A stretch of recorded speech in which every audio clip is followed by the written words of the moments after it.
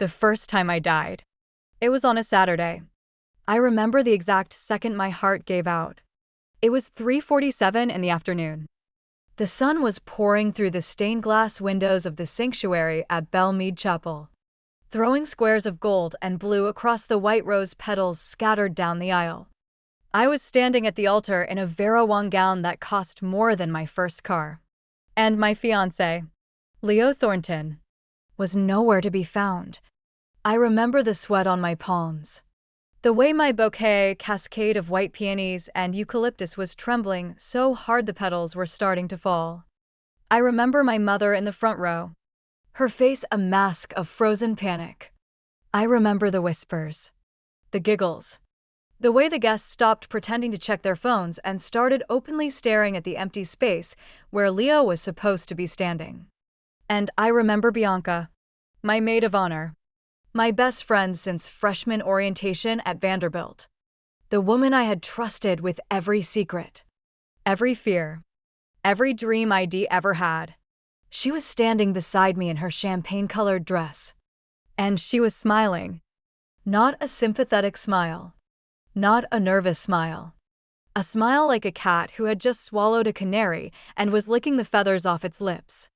"Umly," she whispered, leaning close enough that I could smell her perfume, the same Jo Malone scent I had bought for her last birthday. "You might want to see this." She held up her phone.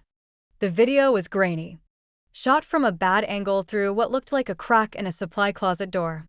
But I could see perfectly well what was happening. Leo, my Leo. The man I had dated for 4 years. The man whose ring was still cold and heavy on my finger had his back pressed against a shelf of cleaning supplies. And he wasn't alone. The girl had her back to the camera. But I recognized her hair. That cheap bleach job. That heart-shaped birthmark on her left shoulder. It was Cassidy, one of the junior bridesmaids. Leo's second cousin's daughter. She was 19 years old. Oh my God. I breathed. "Keep watching," Bianca said. And her voice was so sweet it made my teeth ache. I watched Leo push Cassidy's hair out of her face. I watched him kiss her neck. And then I heard him speak. "I can't do it," he said. "I can't marry her. I've been trying to find a way out for months. But her father's money, my father will kill me if I walk away from the Thornton merger. I just need to get through today. And then I'll figure something out." Cassidy giggled. "You said that last week." "I mean it this time." Leo pulled back and looked at her. And his face was so earnest, so handsome, so completely full of shit. "After the honeymoon, I'll talk to my lawyer. I'll make sure she's taken care of. But I can't spend my life with someone who bores me like she does. Someone who bores me like she does." The words hit me like a punch to the chest. Not the betrayal, I was still processing that. No, it was the boredom. The casual, careless dismissal of 4 years of my life. The way he said it like I was a broken appliance he was tired of looking at. I turned to Bianca, and I expected to see sympathy on her face. Or shock. Or anything that resembled human emotion. Instead, she was still smiling. "You knew," I said. It wasn't a question. Bianca tilted her head, her blonde curls bouncing. "Umly. Honey. In the one who set them up." The world tilted sideways. "What?" "Come on," she laughed. A light, musical sound that I had always found charming. Now it sounded like nails on a chalkboard. "Did you really think Leo loved you? He's been sleeping with me since our junior year. Cassidy was just a fun side project. But don't worry." She patted my arm, and her touch felt like acid. "I'll take good care of him after you're gone." After you're gone. I looked around the chapel, at the 300 guests, at the flowers that had cost $40,000, at the cake that was shaped like a castle, at my father, who had taken out a second mortgage to pay for this day. And then I looked back at Bianca, and something in my chest cracked. Not my heart. Something deeper. Something primal. "Why?" I whispered. Bianca leaned in close, her lips brushing my ear. because you always had to be the center of attention. Umley, the perfect grades, the perfect family, the perfect engagement. Do you know what it's like to stand in your shadow every single day? To be the pretty but not beautiful friend, the smart but not brilliant one. She pulled back, and her eyes were bright with hate. Leo was the only thing I ever wanted that you had. And now he's mine. I opened my mouth to say something, I don't know what. A scream. A plea. A curse. But the words never came.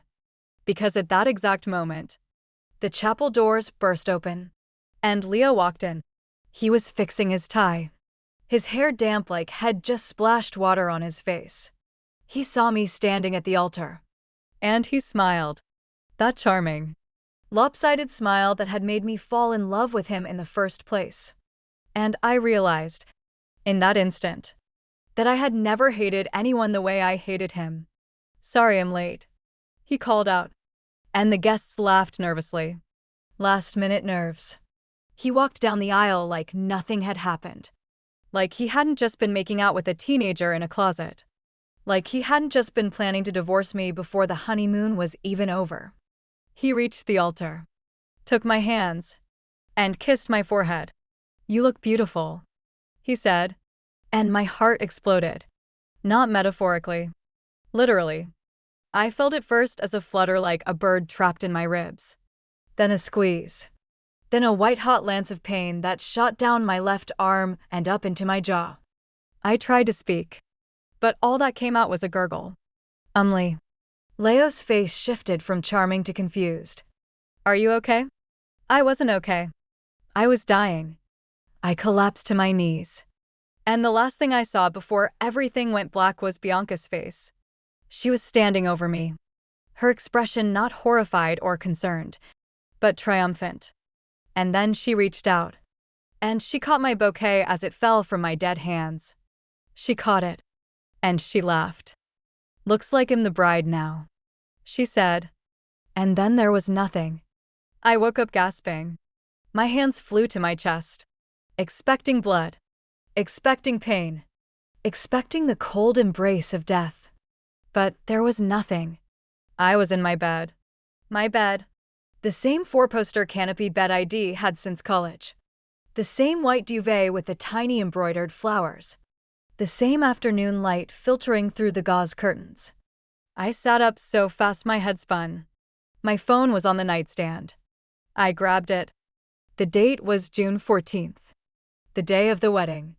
I stared at the screen for a full 30 seconds. Waiting for the numbers to change. Waiting for reality to reassert itself. But the numbers stayed the same. June 14th. A Saturday.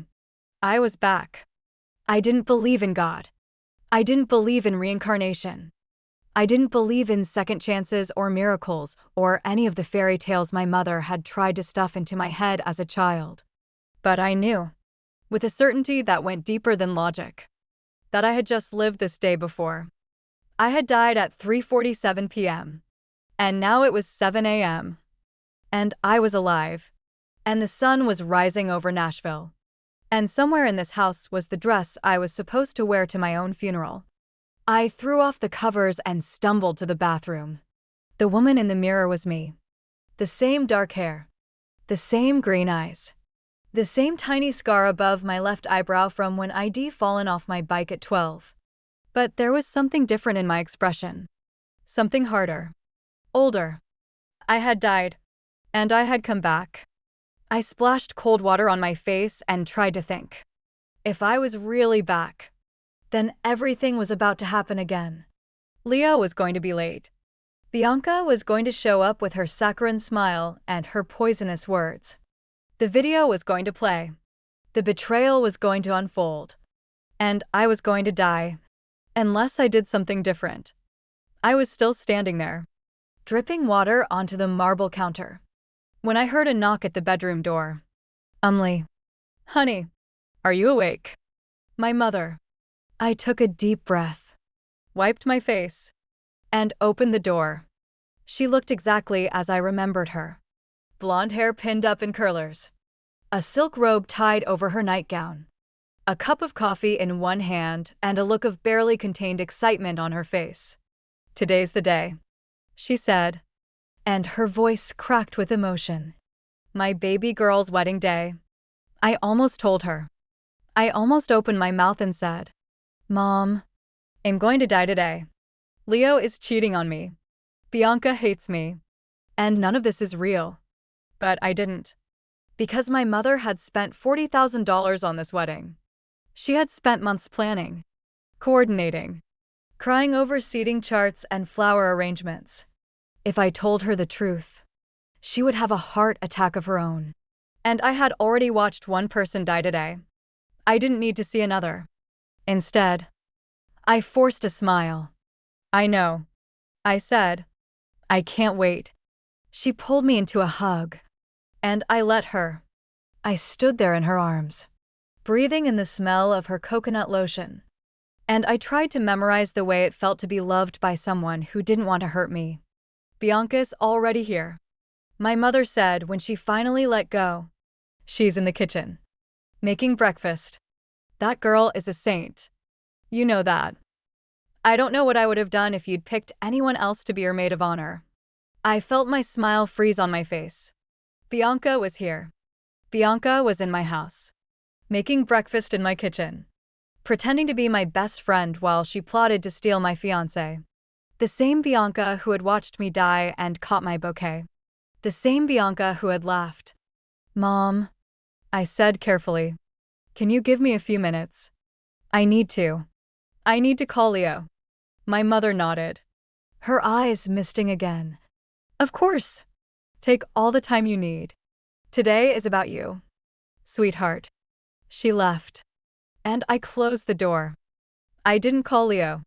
I sat down on the edge of my bed and tried to remember every detail of the first timeline.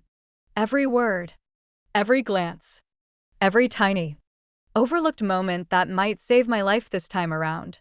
The wedding was at 2 p.m. At 3:47, I was going to die. That gave me almost 9 hours. In the first timeline, I had spent the morning getting ready with Bianca.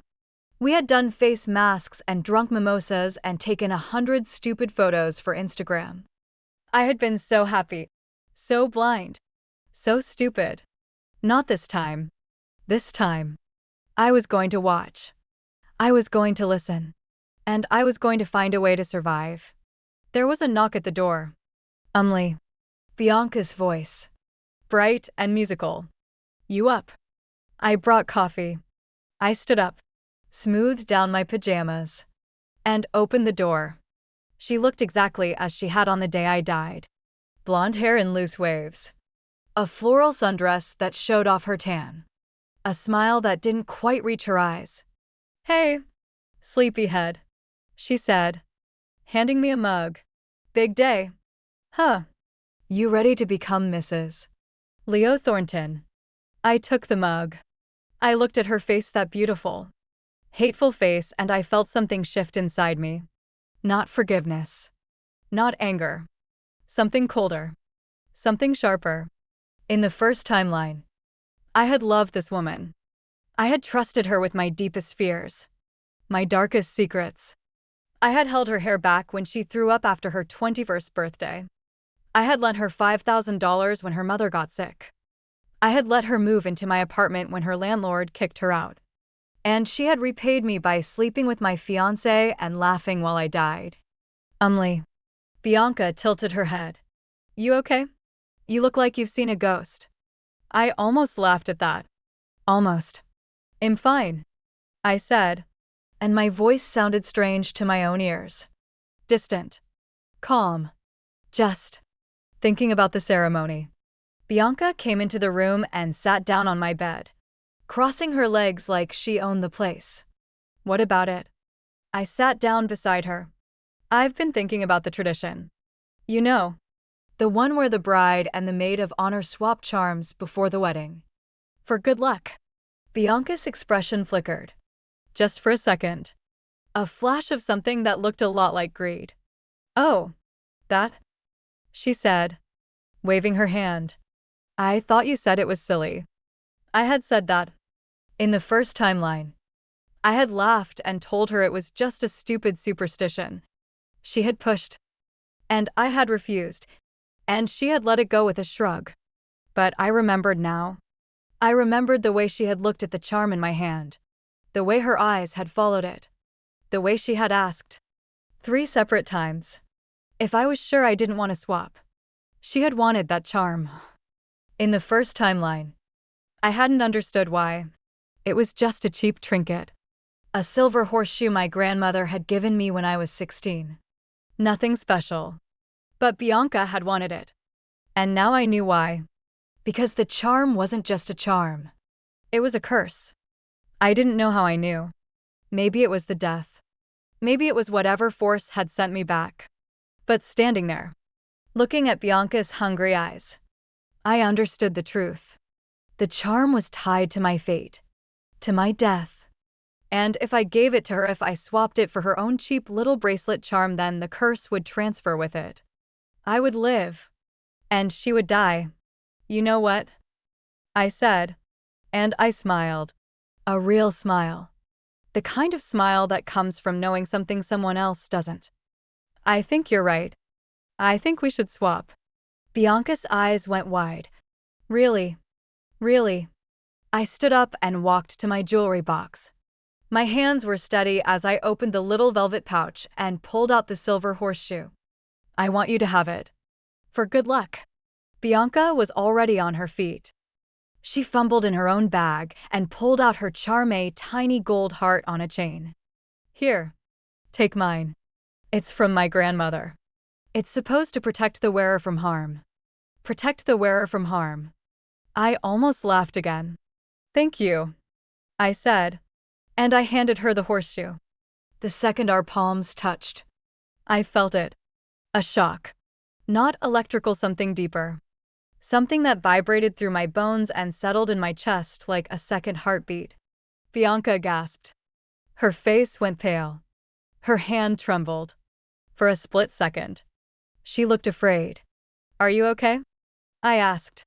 She blinked, and the fear was gone, replaced by that same smug smile. I'm fine. Just butterflies, I guess. It's a big day. She thought she had one. She thought I was the same stupid, trusting Umli who had died on the altar. She thought she had tricked me into giving her something valuable. She had no idea. I slipped the gold heart onto my own bracelet and felt another shock. This one was warmer, gentler, like a blanket being wrapped around my shoulders. The curse was gone, and Bianca was wearing it now. Well, Bianca said, tucking the horseshoe into her pocket, I should go help your mom with the flowers. You take your time. Okay. Today is all about you. She walked to the door, then paused. Oh, and Umli. She looked back at me, and her eyes were glittering. I'm really happy for you. You and Leo are going to be so happy together. The lie was so obvious now, so transparent. I wondered how I had ever missed it. Thank you, Bianca, I said. I'm happy for you too. She frowned, confused by my tone. But she didn't ask. She just left. And I sat down on my bed, alone in the room where I had started my last day on Earth. And I waited. The wedding was in 7 hours. Leo was going to cheat. Bianca was going to betray me. And this time, I wasn't going to die. I was going to watch them burn. The next 6 hours passed like a dream. Not the good kind of dream. The kind where you know something terrible is about to happen, but your body keeps moving anyway, going through the motions while your mind screams in slow motion. I sat in the makeup chair while a woman named Destiny airbrushed my face into something that looked like a porcelain doll. I stood still while my mother buttoned the back of my Vera Wang gown, 47 tiny pearl buttons, each one a small act of love I didn't deserve. I posed for photographs in the garden, smiling until my cheeks ached, while Bianca stood beside me and whispered sweet nothings about forever and fate and happiness. She was good. I had to give her that. If I hadn't lived through this day once before, I never would have noticed the cracks in her performance. The way her smile tightened every time someone complimented my dress. The way her hand lingered too long on Leo's arm when he stopped by the bridal suite to say hello. The way she checked her phone every 30 seconds. Like she was waiting for a message she couldn't afford to miss. I noticed everything now. I noticed the way Leo kissed my cheek too quick. Too shallow. Like he was checking a box on a to-do list. I noticed the way his eyes slid to Bianca when he thought I wasn't looking. I noticed the way they stood just a little too close together when they thought no one was watching. In the first timeline, I had been blind. Now I saw with perfect clarity. Honey. My mother appeared in front of me. Her eyes wet with tears. It's time. The guests are all seated. The minister is ready. I looked at the clock on the wall. 1:47 p.m. 2 hours until I died. Except I wasn't going to die this time. Because the curse was gone. Because Bianca was wearing it now. Because somewhere in the last 6 hours, the fate that had been written for me had been rewritten for someone else. I didn't feel guilty about that. I should have. I was a good person, or at least I had been, before I died and came back. But standing there in my wedding dress, looking at the woman who had laughed while my heart gave out, I felt nothing but cold, hard satisfaction. Okay, Mom, I said, let's do this. The walk down the aisle was different this time. In the first timeline, I had been nervous, excited, terrified in that butterflies in my stomach way that brides are supposed to feel. I had clutched my father's arm and counted my steps and tried not to trip on the runner. This time, I felt nothing. The music swelled. The guests turned. 300 faces smiled at me as I walked past. And I knew that half of them had already heard the rumors about Leo. In the first timeline, I had been the last to know. This time, I had made sure that wasn't true. I had made a few phone calls that morning. Small things. Little seeds planted in fertile ground. A text to Leo's mother, forwarded from a concerned friend, about Leo's secret credit card debt. A casual mention to the wedding planner about Bianca's surprise video speech. A quick chat with Leo's ex-girlfriend from college, who had been only too happy to share screenshots of the messages Leo had sent her last week, messages asking if she wanted to reconnect after the wedding. I hadn't done anything illegal. I hadn't even lied. I had simply illuminated the truth. And now, as I walked down the aisle, I watched the faces of Leo's family. His mother, stiff and pale, clutching her pearls like they might save her. His father, stone-faced, refusing to meet anyone's eyes. His brother, Mason, who I had always liked, looking at me with something that might have been pity. They knew. Not everything. Not yet. But enough. Leo was waiting at the altar. He looked beautiful. I hated him for that. His dark hair was swept back from his forehead. His tuxedo fit him like it had been painted on. His smile was warm and charming and full of promises he had already broken. You look stunning, he said as I reached him. You look nervous, I replied. His smile flickered. It's a big day. It is, I agreed. A very big day. Bianca stepped forward to fluff my train, and I felt her fingers brush against my bare back. Her touch was cold, deliberate. Last chance to run, she whispered, so quietly that only I could hear. I turned my head and looked at her. She was beautiful too, blonde and tan and perfect, in her champagne-colored dress that had cost more than most people's rent. She looked like the kind of woman who had never had a bad day in her life. She looked like the kind of woman who stole her best friend's fiancé and laughed while she died. I'm not going anywhere, I whispered back. The minister cleared his throat. Dearly beloved, he began.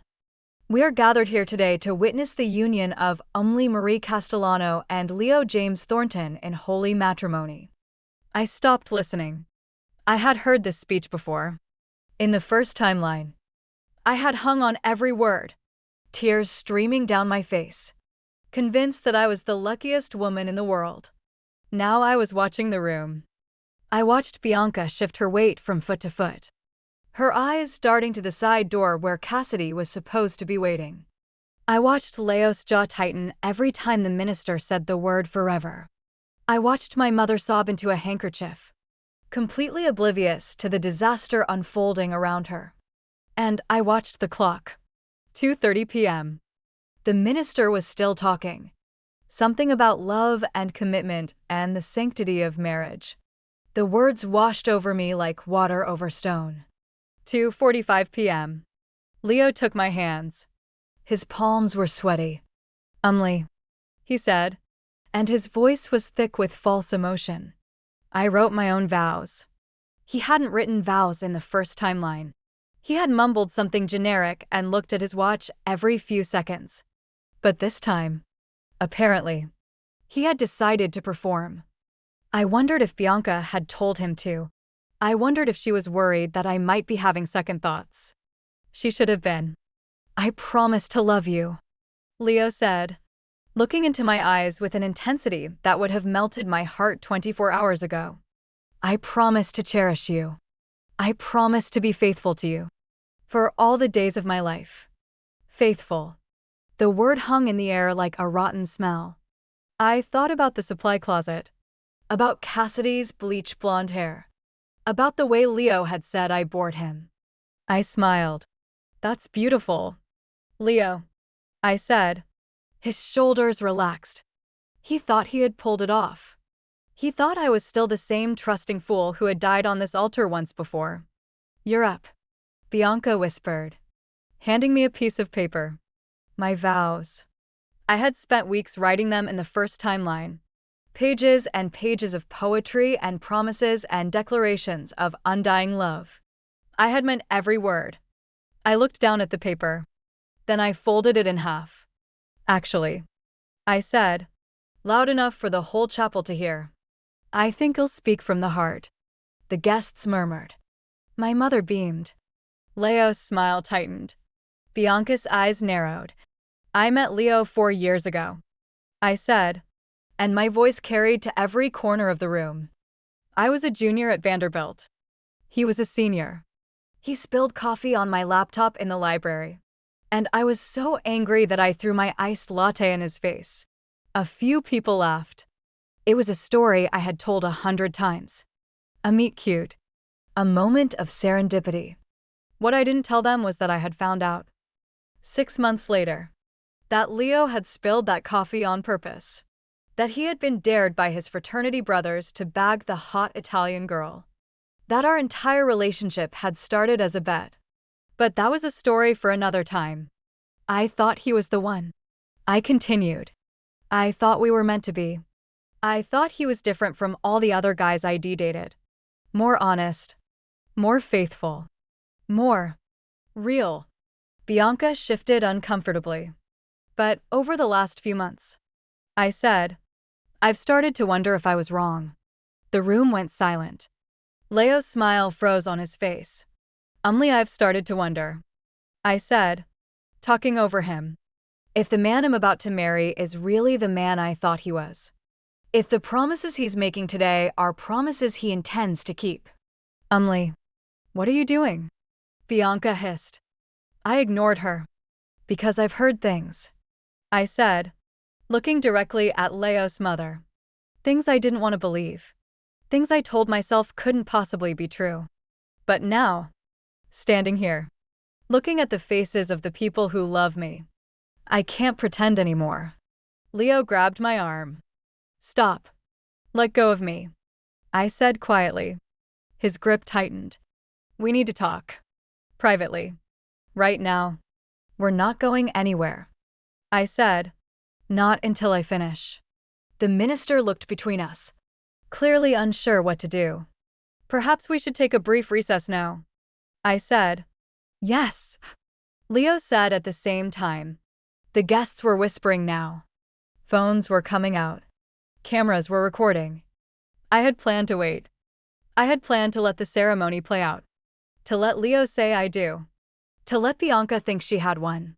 And then, at the last possible second, I was going to drop the bomb. But I couldn't wait anymore. Because I had just noticed something. Bianca was sweating. Not a little. A lot. Beads of sweat were rolling down her temples, soaking into the collar of her dress. Her face, usually so perfectly composed, was pale and pinched, and she kept touching her chest, the same spot where I had felt the pain before I died. The curse was working faster than I had expected. "Bianca," I said, turning to face her. "Are you feeling okay?" She jerked like I had slapped her. "I'm fine. What are you look pale?" I said, loud enough for the first few rows to hear. "You're sweating. Are you having chest pains?"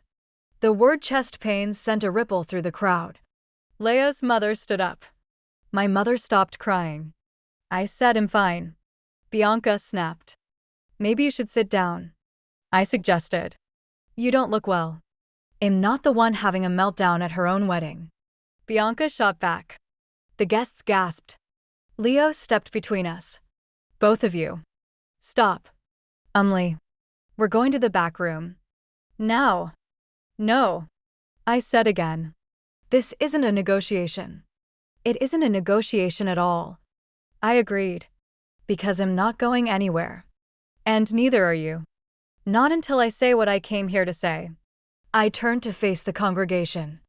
"My fiancé, Leo Thornton, has been sleeping with my maid of honor, Bianca Kensington, for the last 6 months." The words landed like bombs.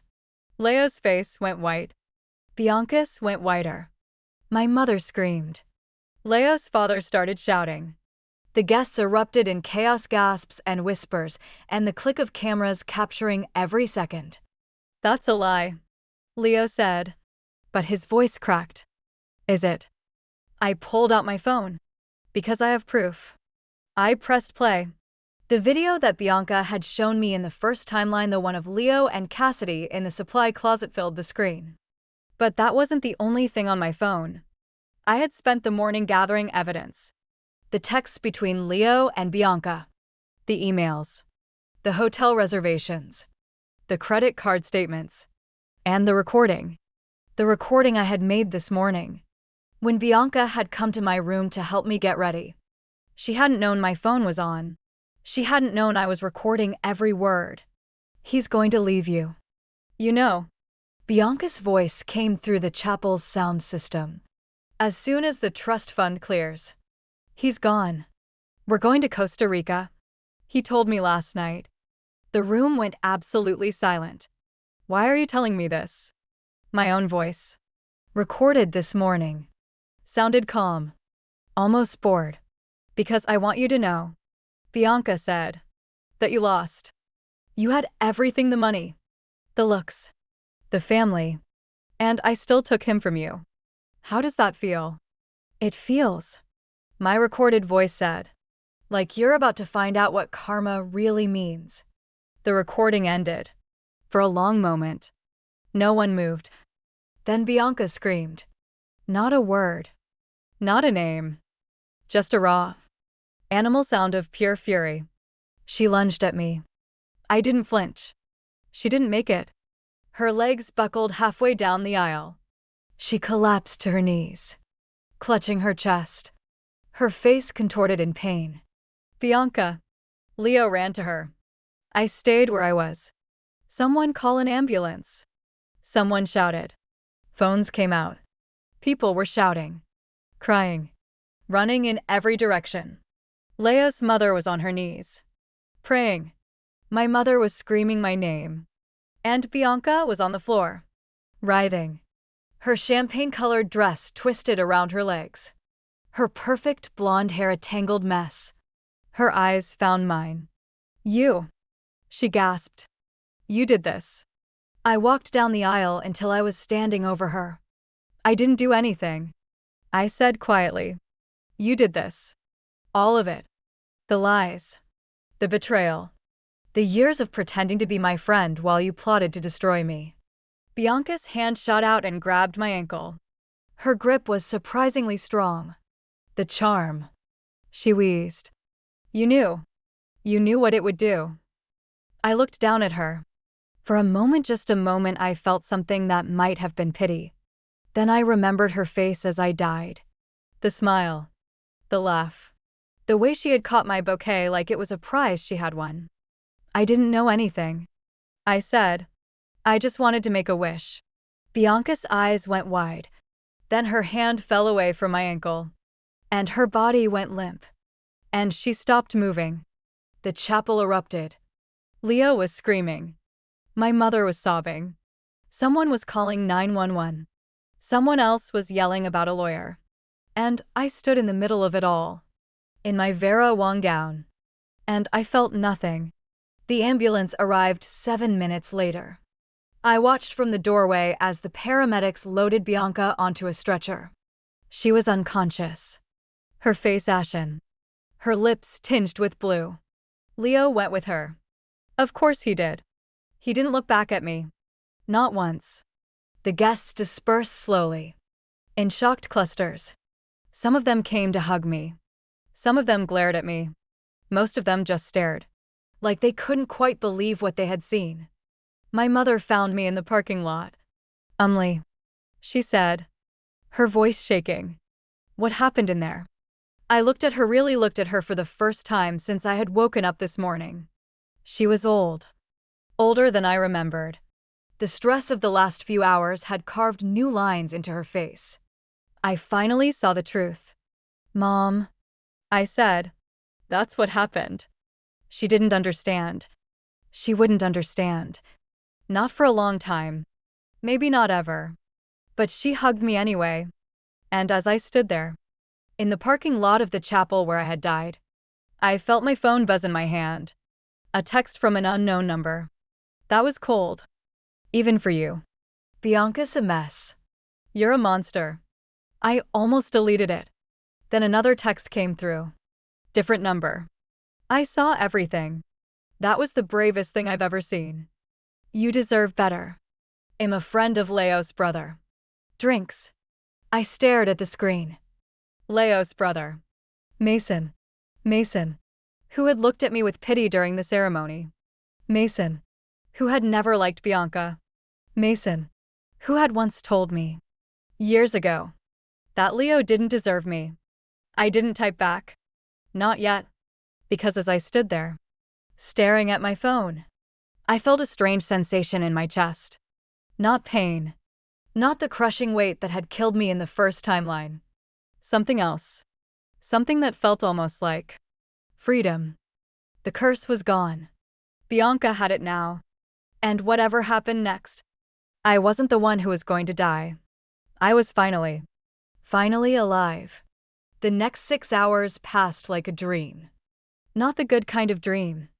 The kind where you know something terrible is about to happen, but your body keeps moving anyway, going through the motions while your mind screams in slow motion. I sat in the makeup chair while a woman named Destiny airbrushed my face into something that looked like a porcelain doll. I stood still while my mother buttoned the back of my Vera Wang gown 47 tiny pearl buttons. Each one a small act of love I didn't deserve. I posed for photographs in the garden, smiling until my cheeks ached, while Bianca stood beside me and whispered sweet nothings about forever and fate and happiness. She was good. I had to give her that. If I hadn't lived through this day once before, I never would have noticed the cracks in her performance. The way her smile tightened every time someone complimented my dress. The way her hand lingered too long on Leo's arm when he stopped by the bridal suite to say hello. The way she checked her phone every 30 seconds. Like she was waiting for a message she couldn't afford to miss. I noticed everything now. I noticed the way Leo kissed my cheek too quick. Too shallow.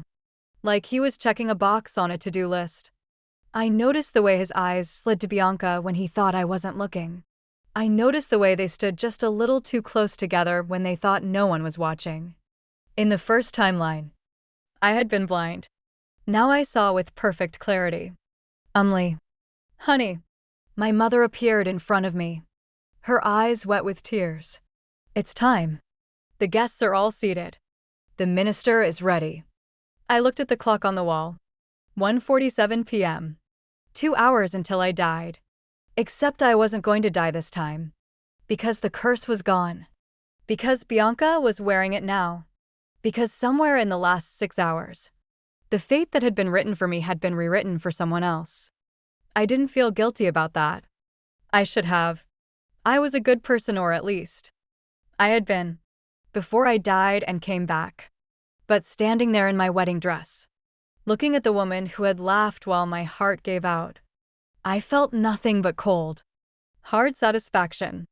Okay, Mom, I said, let's do this. The walk down the aisle was different this time. In the first timeline, I had been nervous, excited, terrified in that butterflies in my stomach way that brides are supposed to feel. I had clutched my father's arm and counted my steps and tried not to trip on the runner. This time, I felt nothing. The music swelled. The guests turned. 300 faces smiled at me as I walked past. And I knew that half of them had already heard the rumors about Leo. In the first timeline, I had been the last to know. This time, I had made sure that wasn't true. I had made a few phone calls that morning. Small things. Little seeds planted in fertile ground. A text to Leo's mother, forwarded from a concerned friend, about Leo's secret credit card debt. A casual mention to the wedding planner about Bianca's surprise video speech. A quick chat with Leo's ex-girlfriend from college, who had been only too happy to share screenshots of the messages Leo had sent her last week, messages asking if she wanted to reconnect after the wedding. I hadn't done anything illegal. I hadn't even lied. I had simply illuminated the truth. And now, as I walked down the aisle, I watched the faces of Leo's family. His mother, stiff and pale, clutching her pearls like they might save her. His father, stone-faced, refusing to meet anyone's eyes. His brother, Mason, who I had always liked, looking at me with something that might have been pity. They knew. Not everything. Not yet. But enough. Leo was waiting at the altar. He looked beautiful. I hated him for that. His dark hair was swept back from his forehead. His tuxedo fit him like it had been painted on. His smile was warm and charming and full of promises he had already broken. "You look stunning," he said as I reached him. "You look nervous," I replied. His smile flickered. "It's a big day." "It is," I agreed. "A very big day." Bianca stepped forward to fluff my train, and I felt her fingers brush against my bare back. Her touch was cold, deliberate. "Last chance to run," she whispered, so quietly that only I could hear. I turned my head and looked at her. She was beautiful too, blonde and tan and perfect, in her champagne-colored dress that had cost more than most people's rent. She looked like the kind of woman who had never had a bad day in her life. She looked like the kind of woman who stole her best friend's fiancé and laughed while she died. "I'm not going anywhere," I whispered back. The minister cleared his throat. "Dearly beloved," he began, "we are gathered here today to witness the union of Umli Marie Castellano and Leo James Thornton in holy matrimony." I stopped listening. I had heard this speech before. In the first timeline, I had hung on every word, tears streaming down my face, convinced that I was the luckiest woman in the world. Now I was watching the room. I watched Bianca shift her weight from foot to foot, her eyes darting to the side door where Cassidy was supposed to be waiting. I watched Leo's jaw tighten every time the minister said the word forever. I watched my mother sob into a handkerchief, completely oblivious to the disaster unfolding around her. And I watched the clock. 2:30 p.m. The minister was still talking. Something about love and commitment and the sanctity of marriage. The words washed over me like water over stone. 2:45 p.m. Leo took my hands. His palms were sweaty. "Umli," he said, and his voice was thick with false emotion. "I wrote my own vows." He hadn't written vows in the first timeline. He had mumbled something generic and looked at his watch every few seconds. But this time, apparently, he had decided to perform. I wondered if Bianca had told him to. I wondered if she was worried that I might be having second thoughts. She should have been. "I promise to love you," Leo said, looking into my eyes with an intensity that would have melted my heart 24 hours ago. "I promise to cherish you. I promise to be faithful to you. For all the days of my life." Faithful. The word hung in the air like a rotten smell. I thought about the supply closet, about Cassidy's bleach blonde hair, about the way Leo had said I bored him. I smiled. "That's beautiful, Leo," I said. His shoulders relaxed. He thought he had pulled it off. He thought I was still the same trusting fool who had died on this altar once before. "You're up," Bianca whispered, handing me a piece of paper. My vows. I had spent weeks writing them in the first timeline. Pages and pages of poetry and promises and declarations of undying love. I had meant every word. I looked down at the paper. Then I folded it in half. "Actually," I said, loud enough for the whole chapel to hear, "I think I'll speak from the heart." The guests murmured. My mother beamed. Leo's smile tightened. Bianca's eyes narrowed. "I met Leo 4 years ago," I said, and my voice carried to every corner of the room. "I was a junior at Vanderbilt. He was a senior. He spilled coffee on my laptop in the library, and I was so angry that I threw my iced latte in his face." A few people laughed. It was a story I had told 100 times. A meet cute. A moment of serendipity. What I didn't tell them was that I had found out 6 months later that Leo had spilled that coffee on purpose. That he had been dared by his fraternity brothers to bag the hot Italian girl. That our entire relationship had started as a bet. But that was a story for another time. I thought he was the one. I continued. I thought we were meant to be. I thought he was different from all the other guys I dated. More honest. More faithful. More real. Bianca shifted uncomfortably. "But over the last few months," I said, "I've started to wonder if I was wrong." The room went silent. Leo's smile froze on his face. I've started to wonder," I said, talking over him, "if the man I'm about to marry is really the man I thought he was. If the promises he's making today are promises he intends to keep." What are you doing?" Bianca hissed. I ignored her. "Because I've heard things," I said, looking directly at Leo's mother. Things I didn't want to believe. Things I told myself couldn't possibly be true. But now, standing here, looking at the faces of the people who love me, I can't pretend anymore. Leo grabbed my arm. "Stop.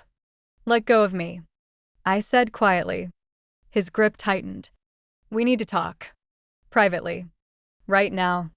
"We're not going anywhere," I said. "Not until I finish." The minister looked between us, clearly unsure what to do. "Perhaps we should take a brief recess now," I said. "Yes," Leo said at the same time. The guests were whispering now. Phones were coming out. Cameras were recording. I had planned to wait. I had planned to let the ceremony play out. To let Leo say I do. To let Bianca think she had won. And then, at the last possible second, I was going to drop the bomb. But I couldn't wait anymore. Because I had just noticed something. Bianca was sweating. Not a little. A lot. Beads of sweat were rolling down her temples, soaking into the collar of her dress. Her face, usually so perfectly composed, was pale and pinched. And she kept touching her chest. The same spot where I had felt the pain before I died. The curse was working faster than I had expected. "Bianca," I said, turning to face her. "Are you feeling okay?" She jerked like I had slapped her. "I'm fine. What are you look pale?" I said, loud enough for the first few rows to hear. "You're sweating. Are you having chest pains?"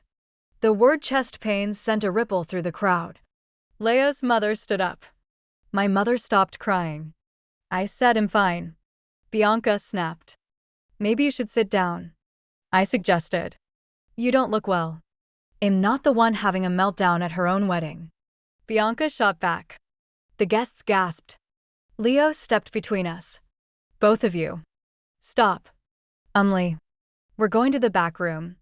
Now. No. I said again. This isn't a negotiation. It isn't a negotiation at all. I agreed. Because I'm not going anywhere. And neither are you.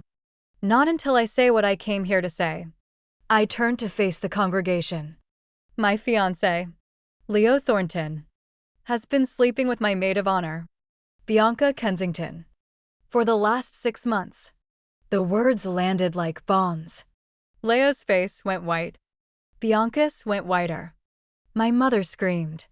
Leo's father started shouting. The guests erupted in chaos, gasps and whispers, and the click of cameras capturing every second. That's a lie, Leo said, but his voice cracked. Is it? I pulled out my phone. Because I have proof. I pressed play. The video that Bianca had shown me in the first timeline, the one of Leo and Cassidy in the supply closet, filled the screen. But that wasn't the only thing on my phone. I had spent the morning gathering evidence. The texts between Leo and Bianca. The emails. The hotel reservations. The credit card statements. And the recording. The recording I had made this morning. When Bianca had come to my room to help me get ready. She hadn't known my phone was on. She hadn't known I was recording every word. He's going to leave you. You know. Bianca's voice came through the chapel's sound system. As soon as the trust fund clears. He's gone. We're going to Costa Rica. He told me last night. The room went absolutely silent. Why are you telling me this? My own voice. Recorded this morning. Sounded calm. Almost bored. Because I want you to know, Bianca said, that you lost. You had everything, the money, the looks, the family, and I still took him from you. How does that feel? It feels, my recorded voice said, like you're about to find out what karma really means. The recording ended. For a long moment. No one moved. Then Bianca screamed. Not a word. Not a name. Just a raw, animal sound of pure fury. She lunged at me. I didn't flinch. She didn't make it. Her legs buckled halfway down the aisle.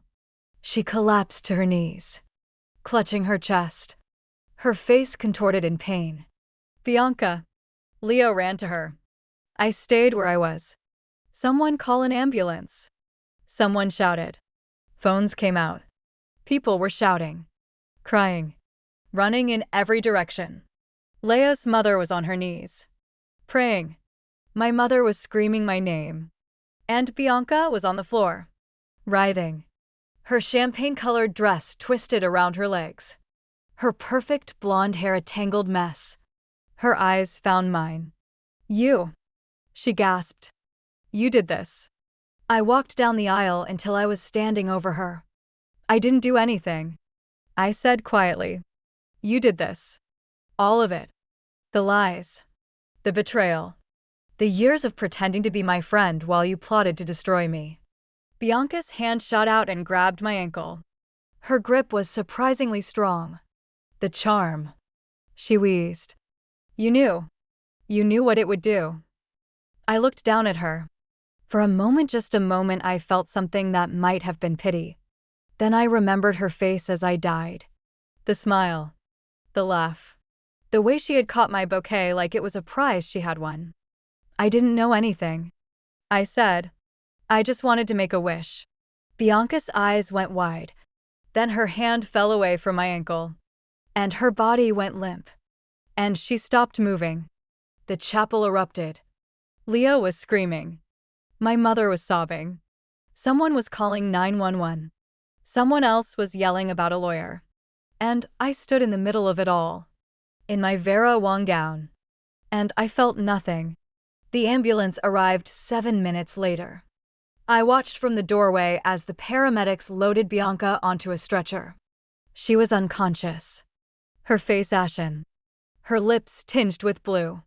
Leo went with her. Of course he did. He didn't look back at me. Not once. The guests dispersed slowly, in shocked clusters. Some of them came to hug me. Some of them glared at me. Most of them just stared, like they couldn't quite believe what they had seen. My mother found me in the parking lot. "Umly," she said, her voice shaking. "What happened in there?" I really looked at her for the first time since I had woken up this morning. She was old. Older than I remembered. The stress of the last few hours had carved new lines into her face. I finally saw the truth. "Mom," I said, "that's what happened." She didn't understand. She wouldn't understand. Not for a long time. Maybe not ever. But she hugged me anyway. And as I stood there, in the parking lot of the chapel where I had died, I felt my phone buzz in my hand. A text from an unknown number. That was cold. "Even for you. Bianca's a mess. You're a monster." I almost deleted it. Then another text came through. Different number. I saw everything. That was the bravest thing I've ever seen. "You deserve better. I'm a friend of Leo's brother. Drinks." I stared at the screen. Leo's brother. Mason. Mason. Who had looked at me with pity during the ceremony. Mason. Who had never liked Bianca. Mason. Who had once told me, years ago, that Leo didn't deserve me. I didn't type back. Not yet. Because as I stood there, staring at my phone, I felt a strange sensation in my chest. Not pain. Not the crushing weight that had killed me in the first timeline. Something else. Something that felt almost like freedom. The curse was gone. Bianca had it now. And whatever happened next, I wasn't the one who was going to die. I was finally alive. The first thing I did after the ambulance left was take off my wedding dress. Not dramatically. Not with tears or screaming or any of the things you see in movies. I walked back into the bridal suite, unzipped the back, and stepped out of the $40,000 gown like it was a bathrobe I was done wearing for the day. My mother stood in the doorway, watching me. "What are you doing?" she asked. "I'm going home," I said. "Umly, there's a reception. 200 people. A 5-tier cake. Your father paid for a live band." I turned to look at her. She was clutching the door frame like it was the only thing keeping her upright. "Mom," I said gently. "My fiancé just ran out of our wedding with my maid of honor. I don't think anyone's in the mood for cake." She opened her mouth, closed it, opened it again. "Your father is going to kill him," she said finally. "Probably." I agreed. But that's not my problem anymore. I pulled on a pair of jeans and a sweatshirt clothes I had hidden in the back of the closet this morning, knowing I would need them. My mother watched me with an expression I couldn't quite read. Shock. Maybe. Or disappointment. Or both. "I don't understand," she said. "You seemed so happy this morning." I almost laughed at that. I had seemed happy this morning because I had been wearing someone else's curse. I had seemed happy because I had been too blind to see the knives in my best friend's smile. But I couldn't tell my mother any of that. She would think I was crazy. Or worse, she would believe me. And then she would never look at me the same way again. People change. "Mom," I said instead. Or maybe they don't. Maybe they just show you who they really are. And you finally start paying attention. She didn't have an answer for that. I left the chapel through the back door. The parking lot was mostly empty now, just a few stragglers. A couple of reporters who had somehow already caught wind of the disaster. And a black SUV with tinted windows that I didn't recognize. I was halfway to my car when the SUV's door opened. "Umly." I turned. Mason Thornton stepped out of the vehicle. Leo's brother. I had known Mason for 4 years. Ever since Leo and I started dating. He was 2 years older than Leo. Quieter. Smarter. With the same dark hair and blue eyes, but none of the charm. Where Leo was a salesman, Mason was an architect. Where Leo talked, Mason listened. Where Leo lied, Mason, as far as I knew, told the truth. I had always liked him. I had also always suspected that he didn't like me very much. What do you want? Mason, I asked. He walked toward me, his hands in his pockets. He wasn't wearing a tuxedo like Leo had been. Instead, he was dressed in dark jeans and a gray sweater, like he had shown up to the wedding as an afterthought. Which, knowing Mason, he probably had. I wanted to see if you were okay, he said. I stared at him. Did you miss the last 20 minutes? I asked. My fiancé ran off with my best friend. I collapsed at the altar. I'm pretty sure I'm trending on Twitter. Define okay. Mason's mouth twitched. It wasn't quite a smile, but it was close. You're funny when you're angry, he said. I'm not angry. I said. I'm done. Done with what? Done with pretending. Done with performing. Done with being the good girl who smiles while everyone around her stabs her in the back. I took a breath. Leo and Bianca can have each other. They deserve each other. And I deserve better. Mason was quiet for a long moment. Then he said, I know a place. Good coffee. Bad lighting.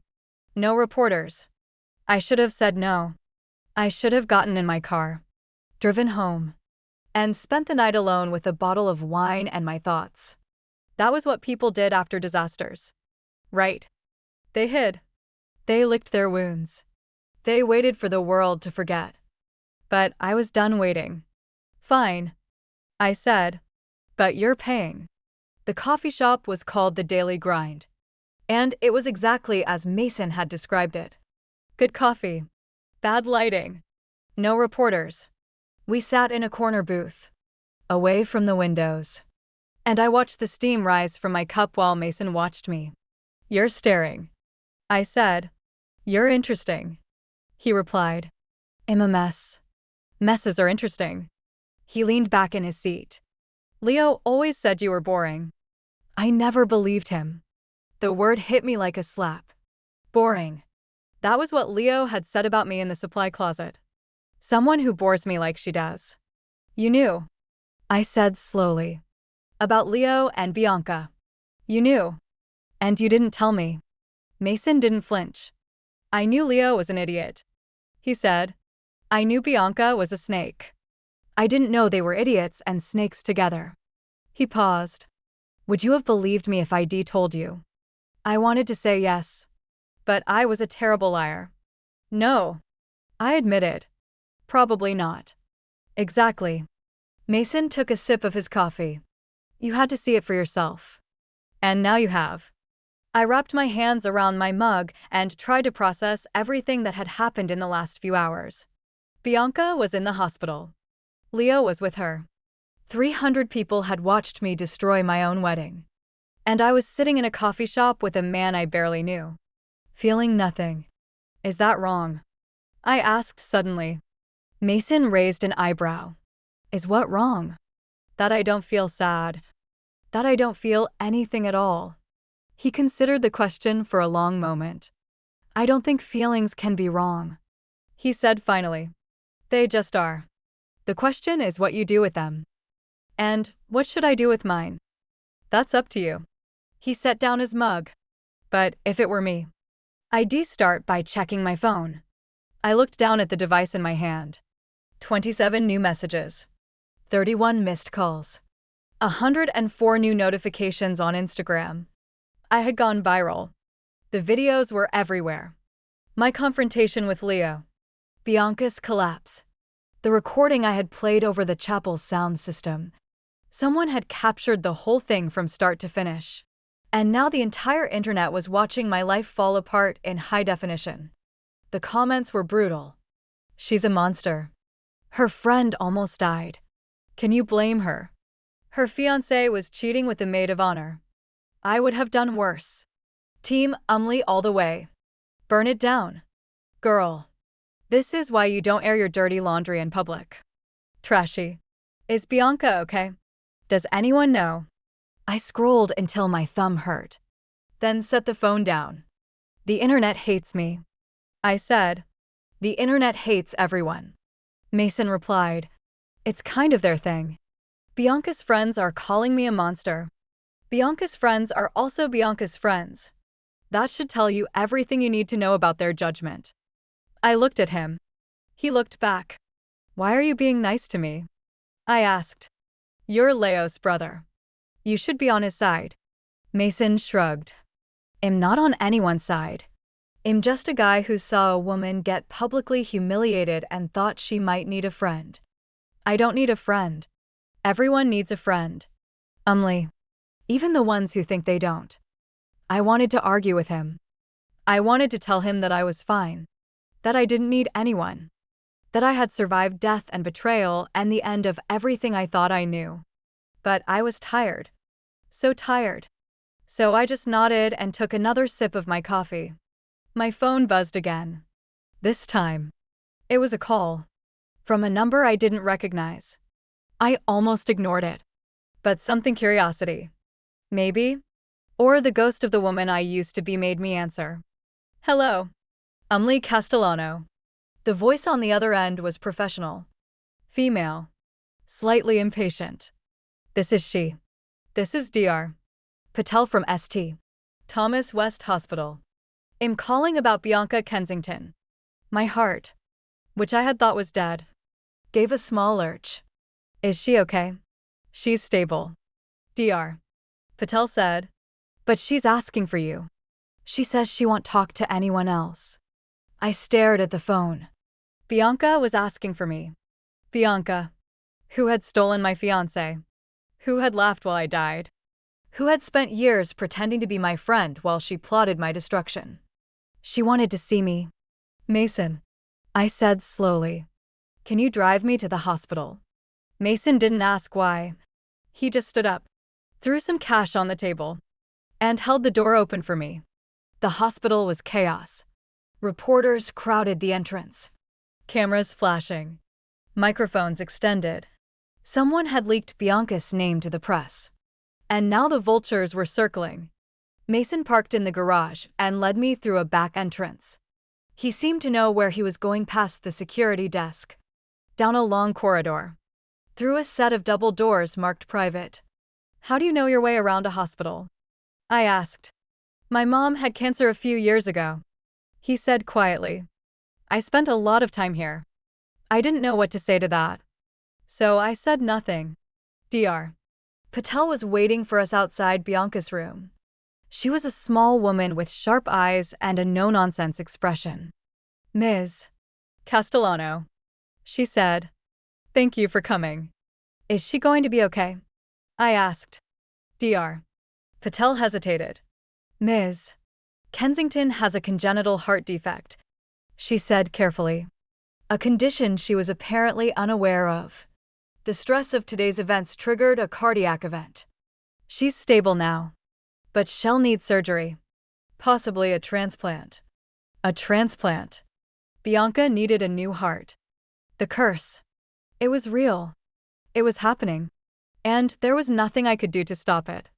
Can I see her? I asked. Dr. Patel looked at me for a long moment. Then she nodded. 5 minutes. She's still weak. Don't upset her. I pushed open the door. Bianca was lying in the hospital bed, surrounded by machines. Wires snaked from her chest to a monitor that beeped with every heartbeat. Her face was pale, almost gray, and her blonde hair was spread across the pillow like a halo. Leo was sitting in a chair beside her, holding her hand.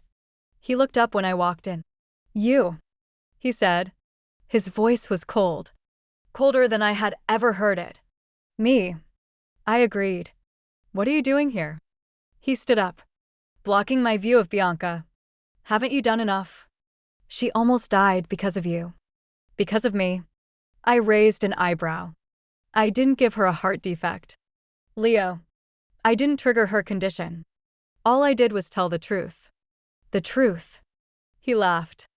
But there was no humor in it. You humiliated her. You humiliated me. You destroyed our wedding in front of 300 people. I destroyed a lie. I said, there's a difference. Behind him. Bianca stirred. She whispered. Leo stepped aside. Bianca's eyes were open now. They were red-rimmed and glassy, and they were fixed on me with an intensity that made my skin crawl. "Leave us," she said to Leo. "Bianca, leave us," she repeated. "I need to talk to her alone." Leo looked like he wanted to argue, but something in Bianca's voice made him stop. He shot me a look of pure hatred and walked out of the room. The door clicked shut. For a long moment, neither of us spoke. Then Bianca said, "You knew." I sat down in the chair Leo had vacated. "I knew a lot of things," I said. "You're going to have to be more specific." "The charm." Her voice was thin, reedy, like it was taking all her strength just to speak. "The horseshoe. You knew what it would do to me." I didn't answer. "You swapped with me on purpose." Bianca's eyes filled with tears. "You gave me your curse, your death, and now I'm the one lying in this bed." I really looked at her for the first time since I had walked into the room. She was broken, not just physically. Something in her spirit had cracked. "Good. That charm was a gift from my grandmother," I said quietly. "She gave it to me when I was 16. She told me it would protect me from harm. She didn't tell me that it would also absorb the harm meant for me, that it would hold it, like a battery, until someone else took it." Bianca's breath hitched. "I wore that charm for 10 years. I continued. Every day, every night. I never took it off.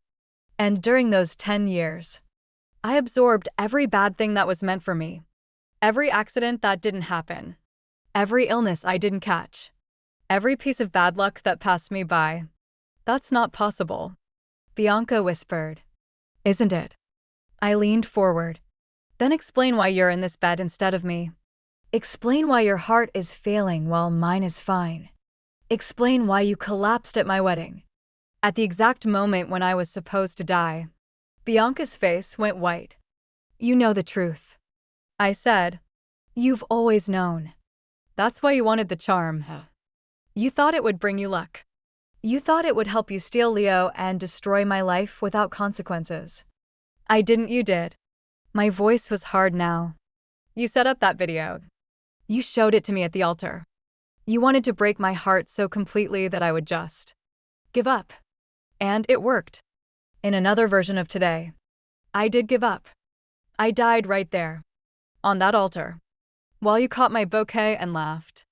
Bianca was crying now, silent tears streaming down her face. "But I got a second chance," I said. "And when you asked for the charm, I gave it to you.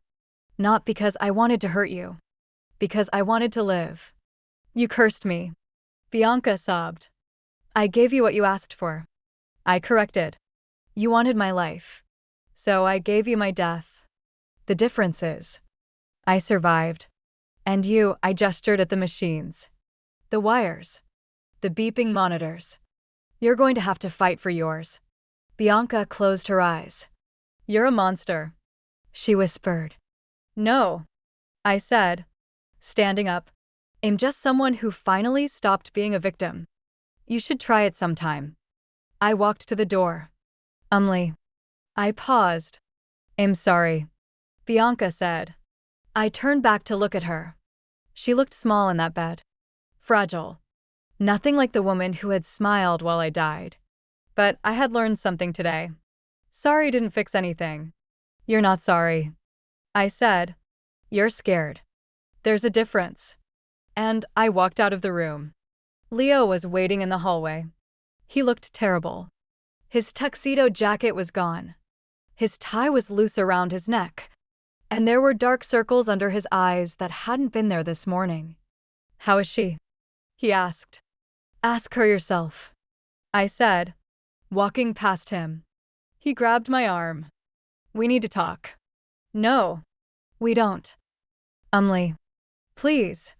His voice cracked. "I know I messed up. I know I hurt you. But Bianca is in that bed because of you. And I need to understand why." I stopped. I looked at his hand on my arm. Then I looked at his face.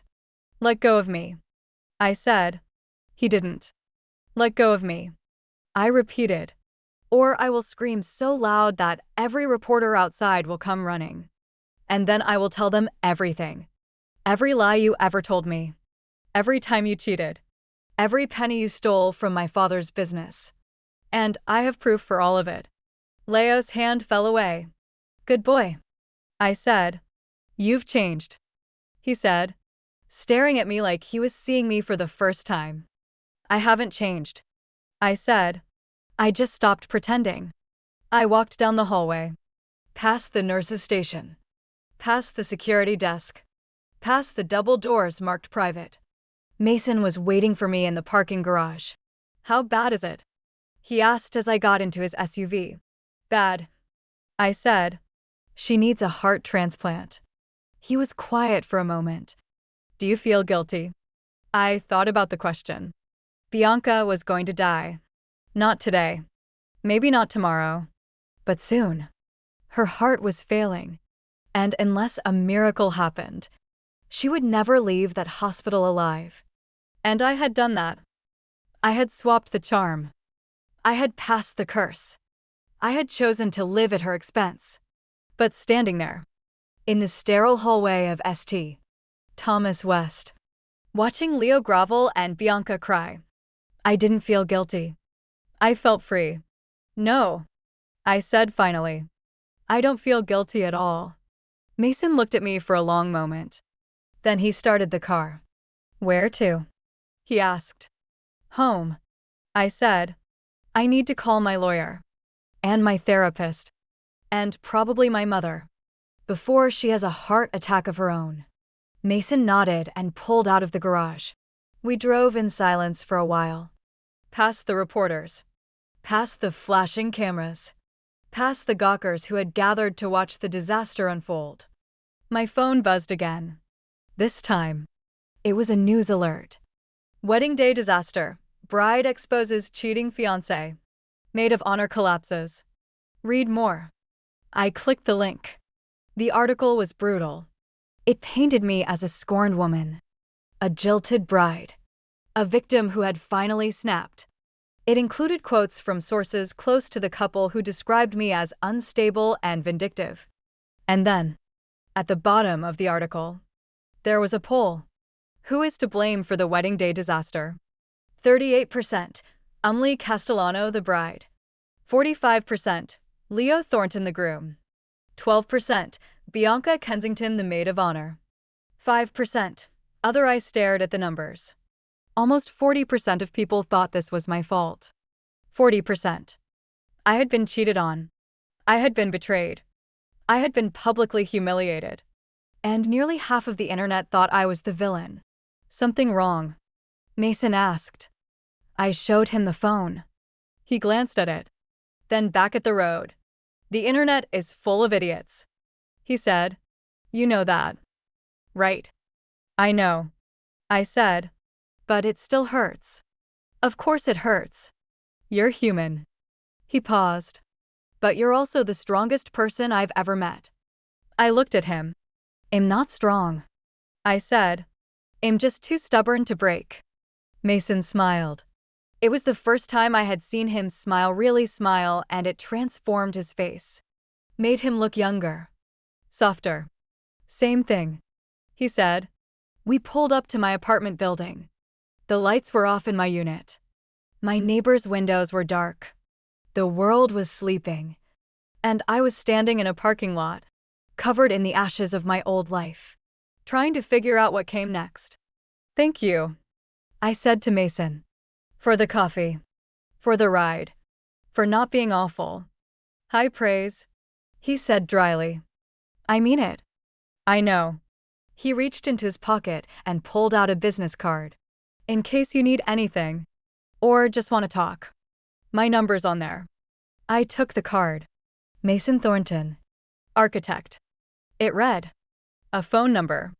An email address. I'll text you. I said. I'll believe it when I see it. I got out of the car and walked to my building. The door creaked open. The elevator groaned. And then I was inside my apartment. Alone. With nothing but my thoughts and the weight of everything that had happened. I walked to my bedroom and sat down on the edge of my bed. The same bed I had woken up in this morning. The same bed where I had decided to swap my fate for Bianca's. I looked at my wrist. The gold heart charm Bianca's charm was still there. It glinted in the dim light, warm against my skin. I didn't know what it meant. I didn't know if it was protecting me or just keeping me company. But I knew one thing for sure. The curse was gone. Bianca had it now. And tomorrow. I was going to start building a new life. One without Leo. One without Bianca. One without the lies and the secrets and the pretending. One where I got to decide who I wanted to be. I lay back on the bed and closed my eyes. For the first time in 2 lifetimes. I slept without dreaming. And somewhere across town, in a cold hospital room, Bianca Kensington's heart monitor beeped a little slower than it had before. I woke up to sunlight and screaming. Not my screaming. My phone screaming. The kind of relentless, high-pitched buzzing that only happens when the entire world has decided that you are the most important person on the planet and they need to tell you about it right now. I reached for the phone without opening my eyes. 42 new messages. 68 missed calls. 311 new notifications on Instagram. The internet had not forgotten me overnight. I groaned and rolled over, burying my face in the pillow.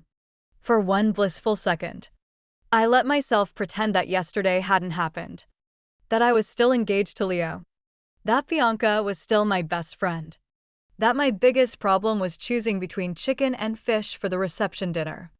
Then reality came crashing back. The wedding. The video. The confession. Bianca collapsing on the altar. The charm. I sat up so fast my head spun. The gold heart was still on my wrist. Still warm. Still glowing faintly in the morning light. I stared at it for a long moment, waiting for something to happen. A sign. A message. A bolt of lightning. Nothing. Just the gold heart and the buzzing phone and the weight of everything I had done. I finally looked at the screen. The first message was from my mother. Call me. Your father is on the warpath. The second was from my lawyer. We need to talk. Leo's family is threatening legal action. The third was from a number I didn't recognize. You think you're so smart. But karma is coming for you. Just wait. I deleted that one without responding. Then I called my mother. She answered on the first ring. Umli Castellano. What in God's name have you done? Good morning to you too. Mom. Don't you good morning me. I have had 6 reporters on my front lawn since midnight. Your father hasn't slept. The caterer is threatening to sue. And the Thornton family's lawyer called at 6 a.m. demanding that we turn over all wedding footage. I rubbed my temples. Mom, I need you to take a breath. I don't need to take a breath. I need you to explain what happened at that altar. I was quiet for a moment. Then I said, Leo was cheating on me with Bianca. For 6 months. Maybe longer. He was planning to divorce me after the honeymoon and take half of Dad's money. Bianca knew. She helped him. The silence on the other end of the line was deafening. Mom. I'm here. My mother said. Her voice was different now. Quieter. Harder. Are you okay? No. She said. I'm not okay. I'm furious. I'm heartbroken. I'm humiliated. She paused. But I'm not surprised. I blinked. What? I've known about Leo for months. My mother said. The words hit me like a physical blow. You knew. I didn't know about Bianca. She said quickly. I would never have guessed that. But Leo. She sighed. Your father caught him at a casino 6 months ago. He was gambling. Thousands of dollars. Money he didn't have. I thought about the credit card statements I had found. The secret accounts. The debt that Leo had been hiding from everyone. Why didn't you tell me? I asked. Because you loved him. My mother's voice cracked. Because you were happy. Because I thought maybe he would change. He didn't change. Mom. He was never going to change. I know that now. She paused. I'm sorry. I should have protected you. I wanted to be angry at her. I wanted to scream and cry and ask how she could have kept something so important from me. But I couldn't. Because I had kept secrets too. Bigger secrets. Darker secrets. Secrets that would have made her think I was crazy. It's okay. Mom, I said. It's over now. It's not over. She said. The Thorntons are coming for you. They're going to try to make you look like the villain. They're going to say you planned this. That you wanted to destroy Leo's reputation. They wouldn't be wrong. I said quietly. What? Nothing. I stood up and walked to the window. The street below was quiet. But I could see a news van parked at the corner. I'll handle the Thorntons. You handle Dad. And Mom. Yes. I love you. I love you too. Sweetheart. More than you'll ever know. I hung up and stared at my reflection in the glass. The woman looking back at me was different from the woman who had woken up yesterday. Harder. Sharper. More dangerous. She was also more alone. My phone buzzed again. This time. It was Mason. You alive? I typed back, debatable. Coffee. Only if you're buying. Same place. 30 minutes. I showered. Dressed. And was out the door in 20. The news van was still there. But the reporter was too busy drinking coffee to notice me slipping out the back. The daily grind was busier than it had been yesterday. College students with laptops. Old men with newspapers. A couple of women who looked at me a little too long. Like they recognized me from somewhere. I slid into the corner booth and waited.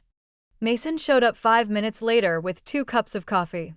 You look like hell, he said, setting one in front of me. You look like you didn't sleep. I replied.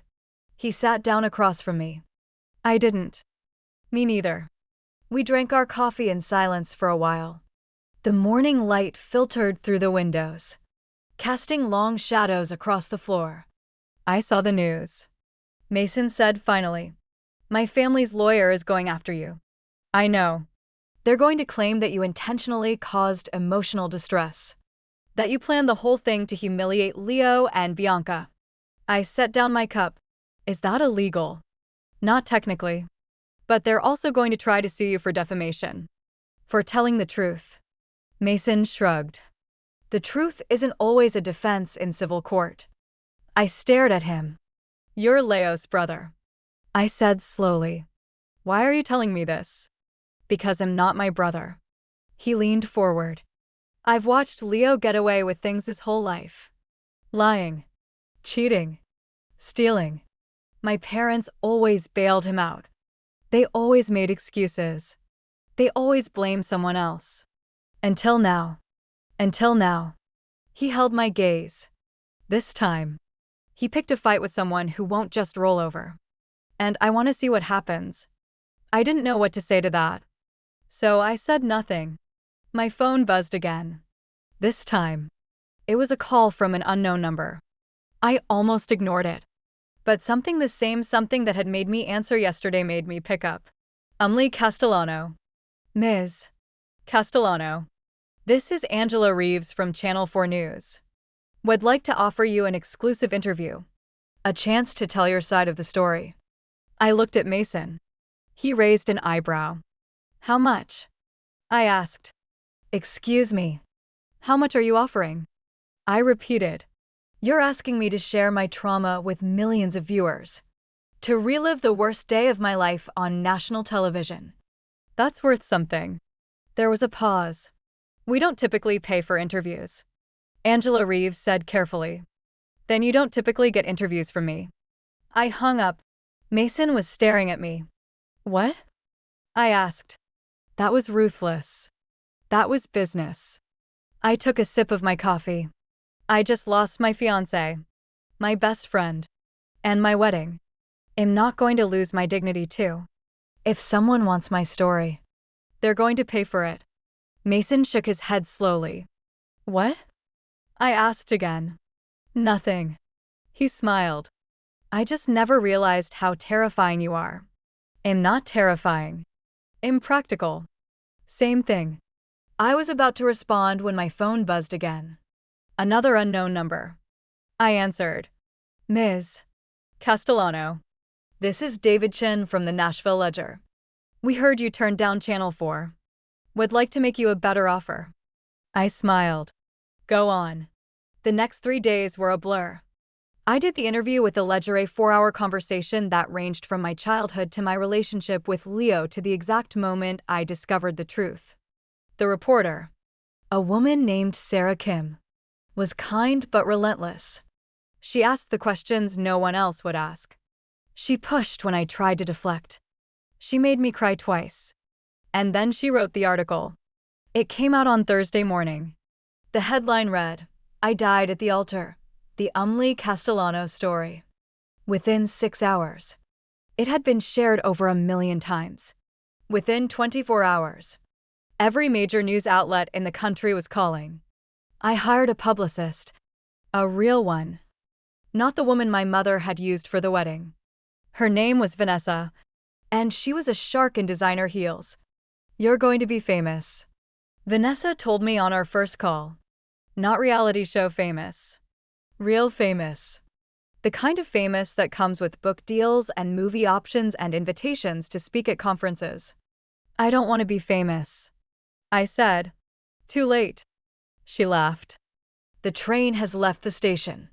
The only question is whether you're going to drive it or let it run you over. I thought about that for a long time. Then I said, what's the first step? The first step is controlling the narrative. You've already done that with the Ledger interview. Now we need to build on it. Social media. Talk shows. A book proposal. I have contacts at 3 major publishers who are already interested. How much money are we talking? Vanessa named a number. I almost dropped the phone. That's more than my father makes in a year. That's the advance. Vanessa said, the royalties could be triple that. I looked at the gold heart on my wrist. Bianca was still in the hospital. Her condition hadn't improved. The doctors were talking about transplant lists and experimental treatments and the possibility that she might not make it to the end of the year. Leo hadn't left her side. According to the nurses I had called, he was there every day, holding her hand, reading to her, crying when he thought no one was watching. He was playing the part of the devoted boyfriend. But I knew the truth. Leo didn't love Bianca. He loved the idea of her. The thrill of the chase. The satisfaction of taking something that belonged to someone else. Once she was gone, really gone. Not just sick, he would move on to someone new. That was who he was. That was who he had always been. Are you still there? I blinked. I'm here. What do you want to do about the book? I thought about the charm. About the curse. About the secret I had been carrying since the moment I woke up in my bed on the day of the wedding. I couldn't tell anyone the truth. Not Vanessa. Not Mason. Not my mother. They would think I was crazy. But I could tell them part of the truth. I'll do the book. I said. But I want creative control. And I want final approval on the cover. Done. Vanessa said. I'll have the contracts ready by Monday. I hung up and stared at the ceiling. Monday. 3 days away. 3 days to figure out who I was going to be. The call came on Saturday afternoon. I was at my apartment, packing boxes. I had decided to move not far, just across town, to a smaller place with better security and fewer reporters camped outside. My phone rang. Dr. Patel. Ms. Castellano, she said, and her voice was different than it had been before. Softer. More careful. I'm afraid I have some difficult news. My heart stopped. Bianca. She had another cardiac event this morning. A severe one. We were able to stabilize her. But, Dr. Patel paused. Her heart is failing faster than we anticipated. She's been placed at the top of the transplant list. But there's no guarantee a donor will be found in time. I sat down on the floor, surrounded by half-packed boxes. How long does she have? Without a transplant. Weeks. Maybe less. Weeks. Bianca had weeks to live. And I had done that to her. I'm sorry. Dr. Patel said. I know this must be difficult for you. Given the circumstances. Difficult. I repeated. If you'd like to see her. I don't think that's a good idea. I understand. Dr. Patel paused. She's been asking for you. Every day. She keeps saying she needs to apologize. That she needs to make things right. I closed my eyes. Bianca wanted to apologize. Bianca. Who had smiled while I died. Who had laughed as she caught my bouquet. Who had spent years pretending to be my friend while she plotted my destruction. She wanted to make things right. But some things couldn't be made right. Some things could only be survived. I'll think about it. I said. And I hung up. I didn't go to the hospital. Not that day. Not the next. Instead, I packed my boxes and moved to my new apartment and started writing the book that Vanessa had promised to the publishers. The words came faster than I expected. Not just about the wedding. About everything. My childhood. My parents. The pressure to be perfect. The way I had learned. From a very young age. To smile even when I was dying inside. I wrote about Leo. About the early days. When he had seemed so perfect. About the cracks that had started to show. The little signs I had ignored because I was too afraid to be alone. I wrote about Bianca. About the friendship that had felt so real. So important. About the moment I realized that she had never loved me at all. And I wrote about the altar. About the heart attack. About the death that should have been my last. But I didn't write about the charm. I couldn't. That secret was mine alone. Mason came over on Tuesday night with pizza and beer. You look terrible, he said, setting the food on my kitchen counter. I've been writing. I said, 18 hours a day. My brain is mush. Have you eaten? Define eaten. He sighed and opened the pizza box. Sit. Eat. Talk to me like a human being for 15 minutes. I sat. The pizza was good. The beer was better. And for a few minutes, I almost forgot about everything that had happened. Then Mason said, Bianca's getting worse. I set down my slice. I know. The doctors are talking about moving her to a hospice facility. I know. She's going to die. I know. He looked at me. Don't you care? I thought about the question. Did I care? Bianca had been my best friend for years. We had laughed together, cried together, survived together. And then she had stabbed me in the back. She had taken the one thing she knew would destroy me. Not because she loved Leo. Because she hated me. Part of me cares. I said finally. The part that remembers who she used to be. The part that misses the friendship we had before everything went wrong. And the other part. I looked at the gold heart on my wrist. The other part knows that she made her choices. And now she has to live or die with them. Mason was quiet for a long moment. That's cold, he said. That's survival. I replied. He didn't argue. We finished the pizza in silence. The call came at 3 a.m. on Wednesday. I was awake. As usual. Staring at the ceiling and trying not to think about dying. Dr. Patel. Ms. Castellano. I'm sorry to call so late. It's fine. I said. What's happening? Bianca has taken a turn for the worse.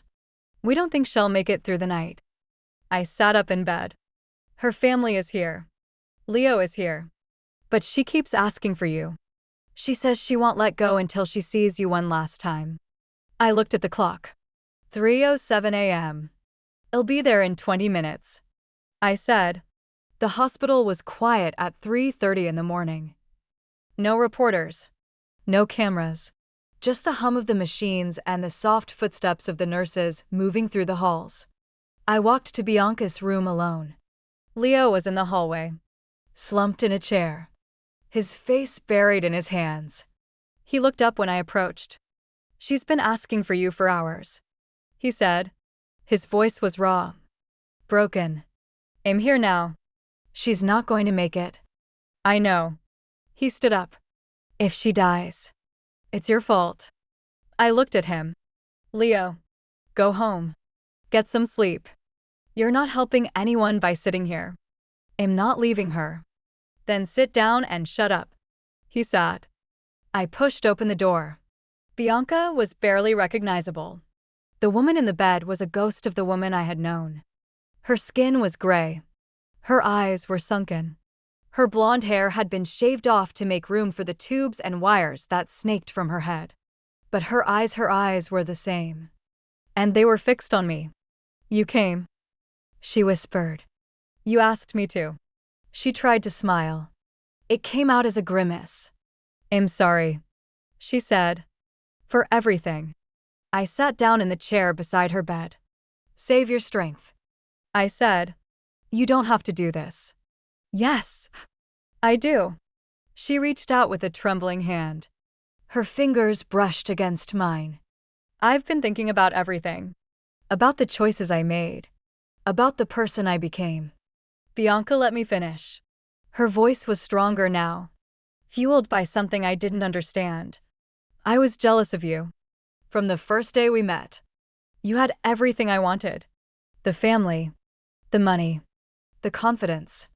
And instead of being happy for you, I let the jealousy eat me alive. You didn't have to steal Leo. I know. Tears slid down her cheeks. I know I didn't have to, but I wanted to hurt you. I wanted to take something from you. The way I felt like you had taken everything from me. I never took anything from you. I know that now. She squeezed my hand. I was sick. Not just in my heart. In my head. In my soul. And instead of getting help, I blamed you. I didn't know what to say. So I said nothing. I'm not asking for your forgiveness. Bianca continued. I know I don't deserve it. I just wanted you to know that I'm sorry. That I was wrong. That you deserved better than me. The machines beeped. The lights hummed. And Bianca Kensington, the woman who had destroyed my life, looked at me with eyes that held nothing but regret. Thank you, I said finally, for saying that. Do you forgive me? I thought about the question. Forgiveness was supposed to be healing. Forgiving was supposed to set you free. But I had already been set free. Not by Bianca's apology. By my own choices. I don't know if I can forgive you. I said, not yet. Maybe not ever. But I'm not going to let what you did define me anymore. Bianca nodded slowly. That's fair, she said. And then she closed her eyes. The machines kept beeping. The lights kept humming. And I sat there, holding the hand of the woman who had tried to destroy me, watching as she drifted toward something I couldn't follow. I stayed until the sun came up. I stayed until Leo came back. I stayed until Bianca opened her eyes one last time and whispered, "Thank you." And then I left. The call came 3 hours later. Dr. Patel. Ms. Castellano. I have some news. My heart pounded. Bianca. She's stable. I blinked. What? We found a donor. A match. The transplant was performed 2 hours ago. It was touch and go for a while. But she's stable now. We're cautiously optimistic. A donor. A heart. Someone had died so Bianca could live. I didn't know how to feel about that. Ms. Castellano, are you still there? I'm here, I said. Thank you for letting me know. I hung up and stared at the gold heart on my wrist. The charm was still warm, still glowing, but something was different. The curse was broken. Bianca had survived, and I had survived too. We had both been given second chances. The question was what we were going to do with them. My phone buzzed. A text from Mason. How are you holding up? I typed back, I'm still standing. That's all that matters. I looked out the window at the city below. The sun was setting.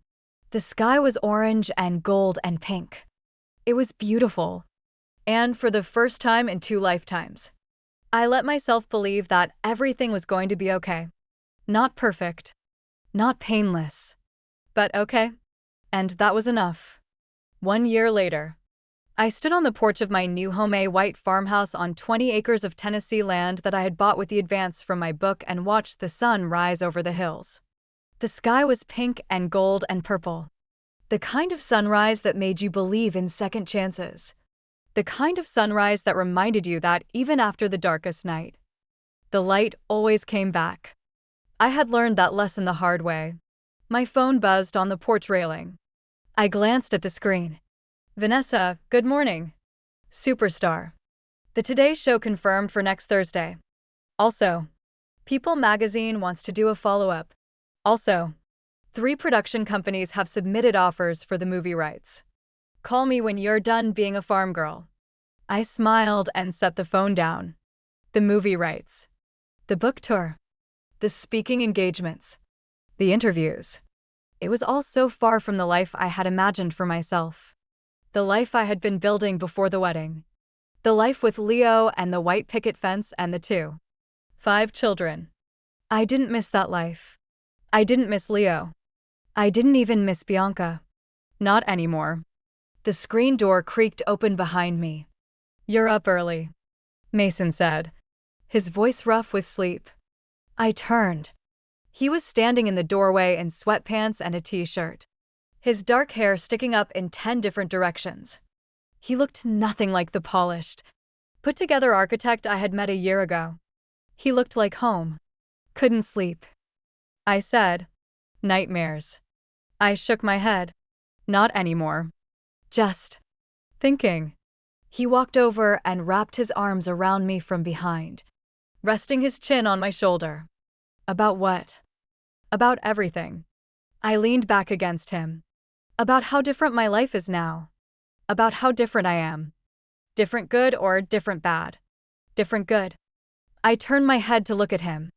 Different thanks to you. Mason smiled. He had been there for all of it. The aftermath.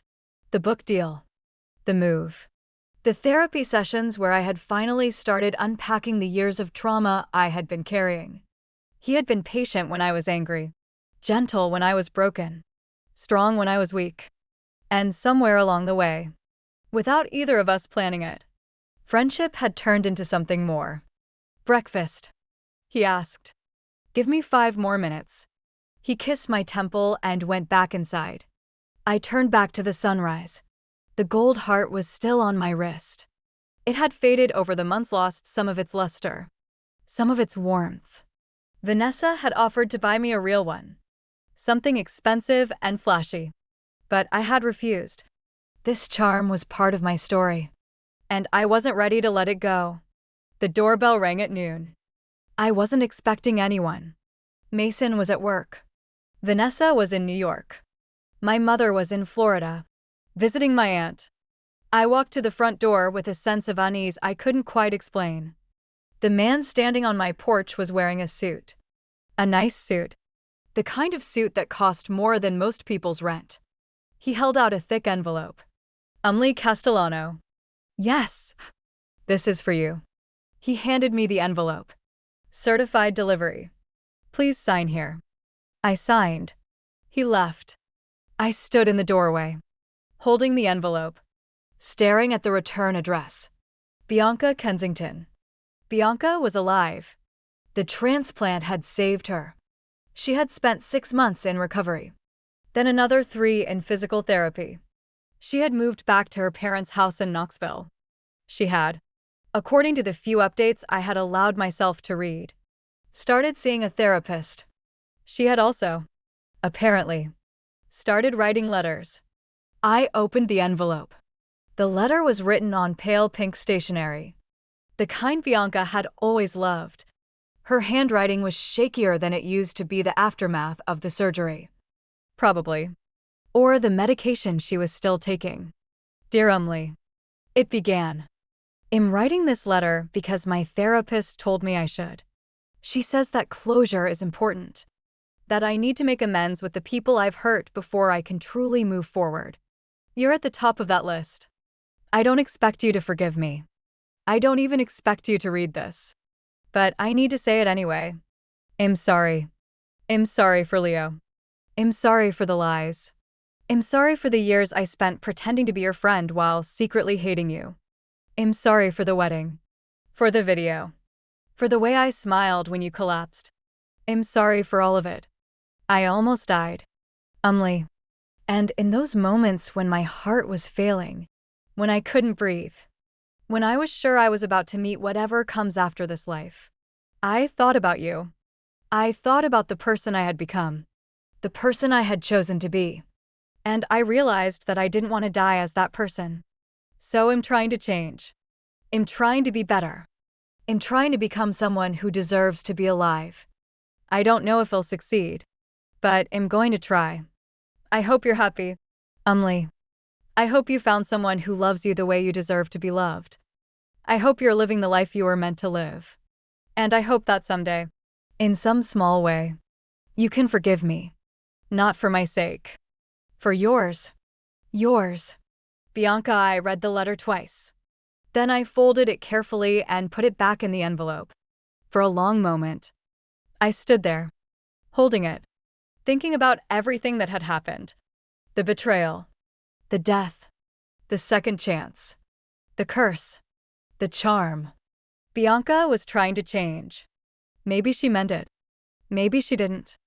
But it didn't matter anymore, because I had already changed too. I walked to the kitchen, opened the drawer where I kept the things I didn't know what to do with, and put the envelope inside.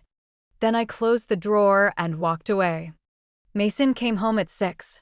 He found me on the back porch, sitting in the rocking chair, watching the fireflies blink in the twilight. "You're still thinking," he said. "Always." He sat down in the chair beside me. "Want to talk about it?" I handed him the letter. He read it in silence. His expression didn't change. "What are you going to do?" he asked when he was finished. "I don't know." "Do you forgive her?" I thought about the question. Forgiveness was complicated. It wasn't a switch you could flip. It wasn't a decision you could make once and then forget about. It was a process. A journey. A choice you had to make every single day. "Part of me does," I said finally. "The part that remembers who she used to be. The part that knows she was sick. Not just in her body, but in her soul. And the other part." I looked at the gold heart on my wrist. The other part knows that forgiveness doesn't mean forgetting. It doesn't mean letting her back into my life. It just means letting go. Mason reached over and took my hand. "That sounds healthy," he said. "It sounds exhausting." He laughed. "Same thing." We sat in silence for a while, watching the fireflies. Then Mason said, "I have something for you." He reached into his pocket and pulled out a small velvet box. My heart stopped. "Mason, relax." He smiled. "It's not what you think." He handed me the box. I opened it. Inside was a bracelet. Silver. Delicate. With a single charm. A phoenix. Rising from the flames. "I saw it in a shop last week," Mason said. "And I thought of you." I traced my finger over the charm. The phoenix. The bird that burned and rose again. The symbol of everything I had become. "It's beautiful," I whispered. "You're beautiful," he replied. I looked at him. The sunset was behind him, painting his face in shades of gold and orange. His eyes were soft. His smile was gentle. This was the man who had seen me at my worst and stayed. The man who had held my hand while I cried. Who had listened while I raged. Who had loved me even when I didn't love myself. "I love you," I said. It was the first time I had said it. Mason's smile widened. "I know," he said. "I've known for a while." Arrogant. Confident. He leaned over and kissed me. "There's a difference." I kissed him back. And for a moment, the world was perfect. The next morning, I drove to Knoxville. I didn't tell Mason where I was going. I didn't tell Vanessa. I didn't even tell myself. Not really. I just got in my car and drove. 2 hours later, I was standing on the front porch of Bianca's parents' house. The house was smaller than I remembered. The paint was peeling. The porch swing was rusty. This was where Bianca had grown up, where she had learned to be the person she became. I rang the doorbell. A woman answered, older than Bianca, with the same blonde hair and the same blue eyes. Her mother. Mrs. Kensington said. Her voice was careful, neutral. I didn't expect to see you here. Is Bianca home? Mrs. Kensington hesitated. Please, I said. I just want to talk. She stepped aside. Bianca was in the living room, sitting on the couch, wrapped in a blanket. She looked better than she had in the hospital. Her color was better. Her eyes were clearer, but she was still thin, still fragile. She looked up when I walked in. Her eyes went wide. Hi, Bianca. She tried to stand, then thought better of it. What are you doing here? I read your letter. Oh. She looked down at her hands. I wasn't sure you would. I almost didn't. I sat down in the chair across from her. But I'm here. Why? I looked at her. Really looked at her. She was different. Not just physically. There was something in her eyes that hadn't been there before. Something softer. Sadder. I wanted to see for myself. I said, if you've really changed. And I was quiet for a long moment. Then I said, I think you're trying. That's more than most people do. Bianca's eyes filled with tears. I'm sorry, she said. I know I've said it before, but I'm sorry. For everything. I know. I don't expect you to forgive me. I know that too. She wiped her eyes. Then why are you here? I reached into my pocket and pulled out the gold heart. Bianca's charm. The one she had given me on the day of the wedding. I've been carrying this for a year. I said. I thought it was protecting me, but I don't think I need it anymore. I held it out to her. Bianca stared at the charm. I can't take that, she whispered. It's yours now. It was always yours. I set it on the coffee table between us. And I think you need it more than I do. Bianca looked at the charm. Then at me. Why are you being kind to me? She asked. After everything I did. I thought about the question. The answer was complicated. It involved death and curses and second chances and 100 other things I could never explain to her. But the simple answer was easy. Because I don't want to be the person who holds on to anger forever. I said, because I've seen what that does to people. And because I paused. Because I think everyone deserves a second chance. Even you. Bianca started to cry. Not the quiet tears from before. Real crying. The kind that came from somewhere deep and broken. I didn't comfort her. I couldn't. But I stayed. I stayed until the crying stopped. Until she wiped her face and took a shaky breath. Until she reached out and picked up the gold heart. Thank you, she said. Don't thank me. I said. Just be better. For real this time. She nodded. I stood up. I turned.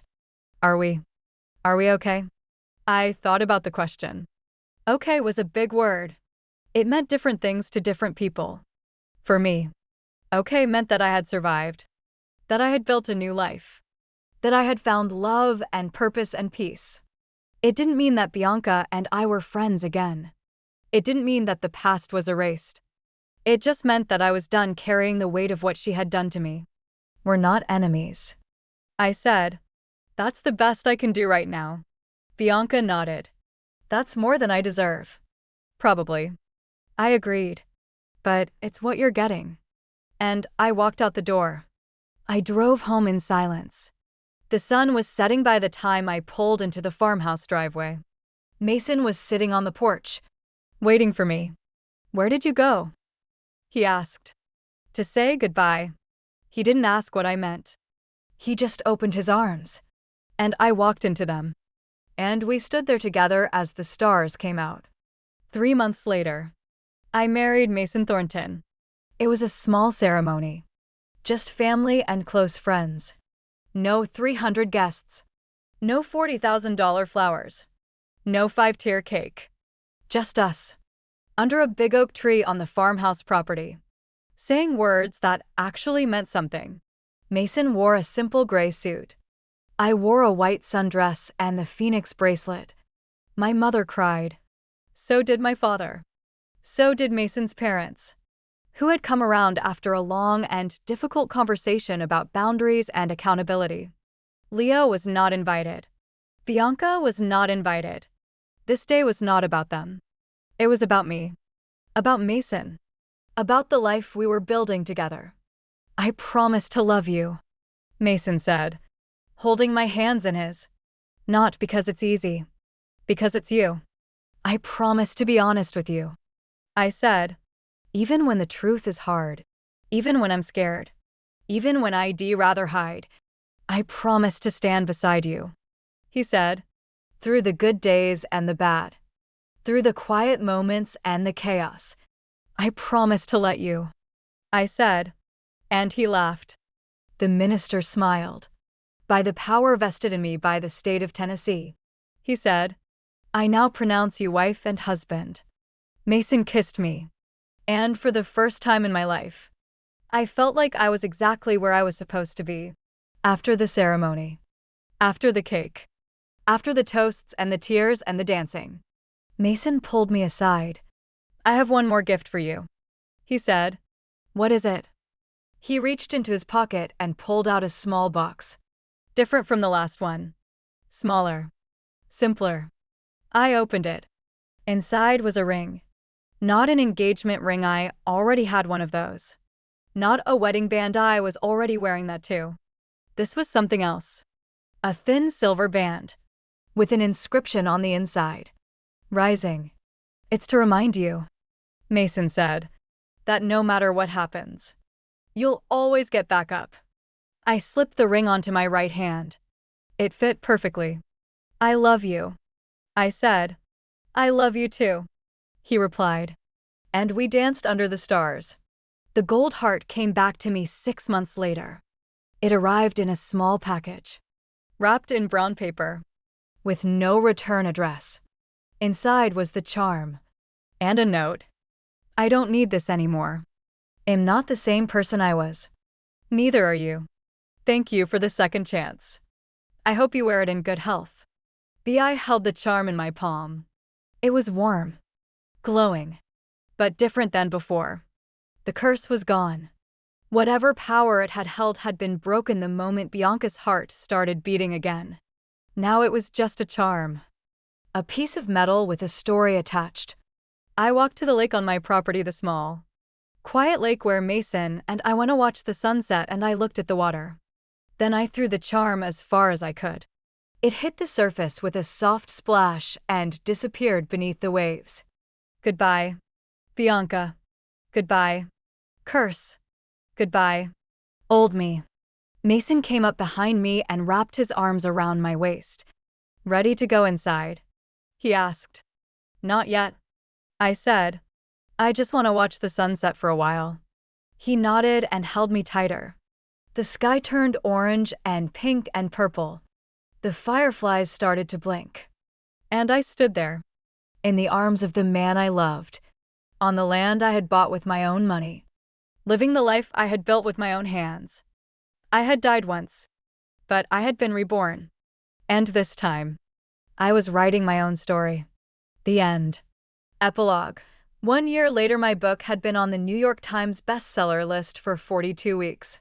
The movie was in pre-production, with a director I actually respected and a script that made me cry every time I read it. Vanessa had stopped calling me superstar and started calling me client, which I took as a sign that she finally saw me as a human being instead of a brand. And I was happy, genuinely, deeply, completely happy. Mason and I were talking about kids, about adoption, about maybe fostering, once we had more space. I was working on a second bouquet novel this time, something that had nothing to do with my life or my trauma or my past. And Bianca had moved to California. She was working at a nonprofit that helped young women escape abusive relationships. She had started a blog about her recovery. She had, according to the interviews I sometimes read, found God. Good for her. I didn't hate her anymore. I didn't love her either. I just didn't think about her. That was the gift of moving on. The people who hurt you stopped taking up space in your head. They became footnotes, afterthoughts, characters in a story you had already finished reading. One night, Mason and I were sitting on the porch, watching the fireflies. "Are you happy?" he asked.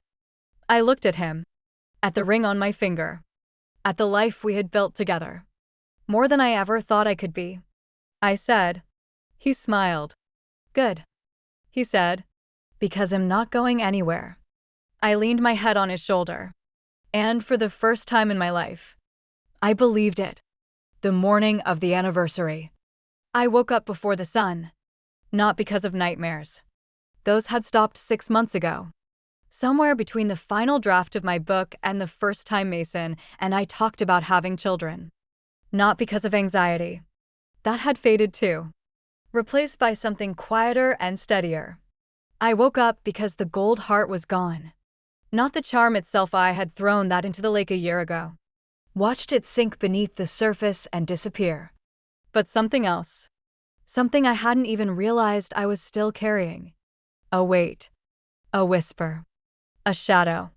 And on the morning of the anniversary of the day I had died and been reborn, I woke up and realized that the shadow was gone. I lay in bed for a long time, staring at the ceiling. Mason was beside me, his arm thrown across my stomach, his breathing slow and even. The farmhouse was quiet. The world was still asleep, and I was alone with my thoughts for the first time in what felt like forever. The wedding had been 1 year ago today. 1 year since I had walked down the aisle toward a man who didn't love me. 1 year since Bianca had smiled while my heart stopped. 1 year since I had woken up in my bed with a second chance and a curse to trade. So much had changed. I had changed. And now, on the morning of the anniversary, I felt something I hadn't expected to feel. Peace. Not the fragile, hard-won peace of survival. Something deeper.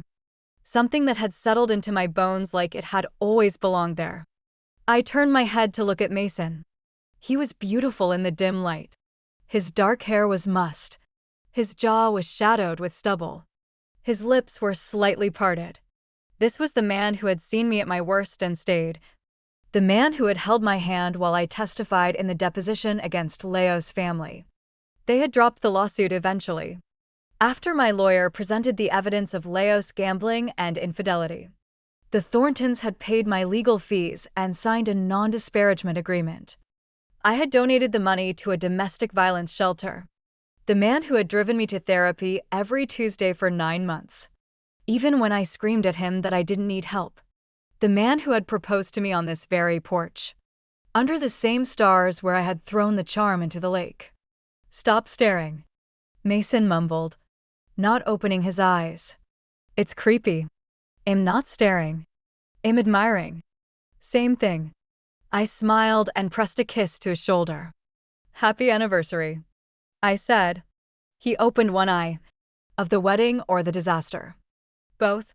He pulled me closer. "We should celebrate. We should get coffee first." "Coffee can wait." He buried his face in my hair. "You can't." I let him hold me. The sun rose slowly, painting the bedroom in shades of gold and pink. The birds started singing. The farmhouse came alive around us. And for a few perfect minutes, the world was exactly as it should be. At 9 a.m., my phone rang. I was in the kitchen, making pancakes. Mason was on the porch, reading the newspaper like a man twice his age. The screen door was open, and the morning breeze was carrying the smell of bacon through the house. I glanced at the caller ID. "Vanessa." I answered with the phone wedged between my ear and my shoulder. "You're up early," I said. "I'm always up early. You're the one who moved to the middle of nowhere and stopped answering emails before noon." "I answer emails." "You answer emails at 11:47 a.m. That's not morning. That's early afternoon pretending to be morning. I laughed. What do you want? Vanessa. Two things. First, the paperback version of your book hit stores today. The publisher is projecting first week sales of 50,000 copies. I flipped a pancake. That's good. Right. That's phenomenal. That's where printing a second run before the first one sells out phenomenal. She paused. Second, People magazine wants to do a cover story. The 1-year anniversary of the wedding. They're calling it The Bride Who Survived. I stopped flipping. A cover story. A cover story. With photos. They want to shoot at the farmhouse. I thought about it. A year ago. The idea of being on the cover of a magazine would have sent me into a spiral of anxiety. Too much attention. Too many questions. Too many opportunities for people to pick apart my life and find all the cracks. But I wasn't that woman anymore. Tell them yes. I said, but I want approval on the photos. And no questions about Bianca. Done. Vanessa's voice was triumphant. I knew you'd say yes. I already told them to send the contract. You're impossible. Ineffective. There's a difference. She hung up. I stared at the phone for a moment, then set it down and finished making breakfast. Mason came inside as I was plating the pancakes. Who was that? Vanessa. People magazine wants to put me on the cover. He raised an eyebrow. The cover. The cover. He sat down at the kitchen table. Are you going to do it? I already said yes. He smiled. That's my girl. I sat down across from him. Am not your girl. Am your wife. Same thing. We ate breakfast in comfortable silence. Afterward, while Mason washed the dishes, I walked out to the lake. The water was still. The trees were green. The sky was blue. And somewhere at the bottom of that lake was the gold heart charm. I hadn't thought about it in months. Not really. Not in the way I used to, when I was still figuring out who I was without the curse attached to my wrist. But standing there, on the anniversary of everything, I couldn't help but wonder, was it still down there? Had it dissolved? Been buried in the mud? Been swallowed by a fish? Or was it waiting? I shook my head and turned away. Some questions didn't need answers. The People magazine shoot happened 2 weeks later. The photographer was a woman named Elena, who had shot covers for Vogue and Vanity Fair and every other magazine you could name. She was small and fierce and spoke with a Russian accent that made everything sound like an order. You will stand here, she said, pointing to the porch. You will look at the camera like you're in love with it. You will not smile too big. American women always smile too big. It looks desperate. I laughed. No laughing, Elena said. Laughing makes wrinkles. You are too young for wrinkles. Mason, who was watching from the kitchen window, nearly choked on his coffee. The shoot took 4 hours. 4 hours of posing and adjusting and reposing. 4 hours of Elena telling me to tilt my chin and lower my shoulder and stop looking like a deer in the headlights of a truck. By the end, I was exhausted. But when Elena showed me the photos on her camera screen, I understood why she was famous. The woman in those photos was me. Not the broken, desperate woman who had died at the altar. Not the angry, vengeful woman who had destroyed her own wedding. Someone new. Someone who had been through hell and come out the other side. Someone who was no longer afraid. These are beautiful, I said. Elena shrugged. I know. I am very good at my job. The interview took place after the shoot. The reporter was a woman named Claire, who had won a Pulitzer Prize for her coverage of the opioid crisis. She was not interested in gossip or scandal or the kind of salacious details that sold tabloids. She was interested in the truth. Tell me about the moment you decided to speak up, Claire said. We were sitting on the porch. 2 glasses of iced tea between us. The sun was setting. The fireflies were starting to blink. I thought about the question. I don't think it was one moment. I said, I think it was 1,000 small moments. The first time Leo lied to me, and I pretended to believe him. The first time Bianca smiled at me, and I pretended not to see the hate in her eyes. The first time I looked in the mirror and didn't recognize the woman staring back. Claire nodded. So what changed? I died. She blinked. Excuse me. I smiled. Not literally. But something in me died that day. The part that cared about what people thought. The part that was willing to sacrifice my own happiness to keep the peace. The part that believed I didn't deserve better. And after, I rebuilt. Slowly. Painfully. One brick at a time. I looked out at the lake. I'm still rebuilding. I don't think that process ever really ends. But I'm not the same woman I was. And I'm grateful for that. Claire wrote something in her notebook. Do you forgive them? She asked. Leo and Bianca. I had been asked this question 100 times. In interviews. In therapy. In the quiet moments when Mason held me and asked what I was thinking. The answer had changed over time. I forgive them for what they did to me. I said finally. Not because they deserve it. Because I deserve to be free of the weight of hating them. And do you ever see yourself being friends with Bianca again? I laughed. No. I said. Some bridges can't be rebuilt. Some relationships can't be repaired. And that's okay. Not everyone who leaves your life is meant to come back. Claire nodded. That's a very healthy perspective. She said. It took a lot of therapy to get there. She smiled. Therapy is underrated. Agreed. The interview ended an hour later. Claire packed up her notebook and her recorder and her camera. And she shook my hand. Thank you for your honesty. She said. Thank you for asking real questions. She left. I sat on the porch alone, watching the stars come out. Mason found me there an hour later. You're going to freeze, he said, draping a blanket over my shoulders. I'm not cold. You're always cold. You just don't notice because you're too busy thinking. I leaned into him. Is that a complaint? It's an observation. He kissed the top of my head. What were you thinking about? Claire asked me if I forgive them. Leo and Bianca. What did you say? I said I do. Not for them. For me. Mason was quiet for a moment. That's wise, he said. It's hard. Wise things usually are. We sat in silence. The fireflies blinked. The stars shone. And I let myself feel grateful for this moment. For this man. For this life I had built from the ashes of the one I had lost. The People magazine cover came out 6 weeks later. The headline read, The Bride Who Survived, Umlee Castellano Thornton on Betrayal. Healing. And Finding Love Again. The photo was the one Elena had taken at the end of the shoot. When I had stopped posing and started just being.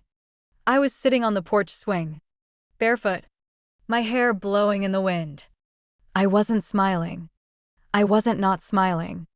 I was just present. And somehow, that was the most beautiful photo anyone had ever taken of me. The response was immediate. Within hours. My social media accounts were flooded with messages. Thousands of them. From women who had been cheated on. From men who had been betrayed. From people who had survived their own versions of the wedding day disaster. You gave me the courage to leave my abusive husband. I read your story while I was in the hospital. It saved my life. Thank you for being brave enough to speak the truth. I read every message I could. Some of them made me cry. Some of them made me laugh. All of them reminded me why I had decided to share my story in the first place. Not for revenge. Not for fame. For connection. For the chance to tell other people who were suffering that they weren't alone. That night, Mason and I sat on the porch and watched the sunset. You're famous now, he said. I've been famous. Now you're really famous. Cover of People Famous. I leaned my head on his shoulder. Does that bother you? Should it? I don't know. Some men don't like it when their wives are more successful than they are. Mason laughed. I'm an architect. I build buildings. You're changing lives. There's no competition. I turned to look at him. You really mean that? I really mean that. He took my hand. I fell in love with you when you were at your lowest. When you had nothing. When you were broken and angry and scared. I'm not going to stop loving you just because you're successful. My eyes filled with tears. Stop making me cry. I said. Never. He kissed me. And the sun set behind us, painting the sky in shades of gold and pink and purple. 6 months later, I got a call from my publisher. They wanted me to write a second book. Not a memoir this time. A novel. A story about a woman who survives something terrible and finds her way back to herself. They offered me an advance that made my eyes water. I said yes. The writing was different this time. Easier. The words came without the weight of trauma pressing down on them. I wrote in the mornings. On the porch. With a cup of coffee and the sound of the birds. I wrote in the afternoons. In my office. With the windows open and the breeze blowing through. And I wrote at night.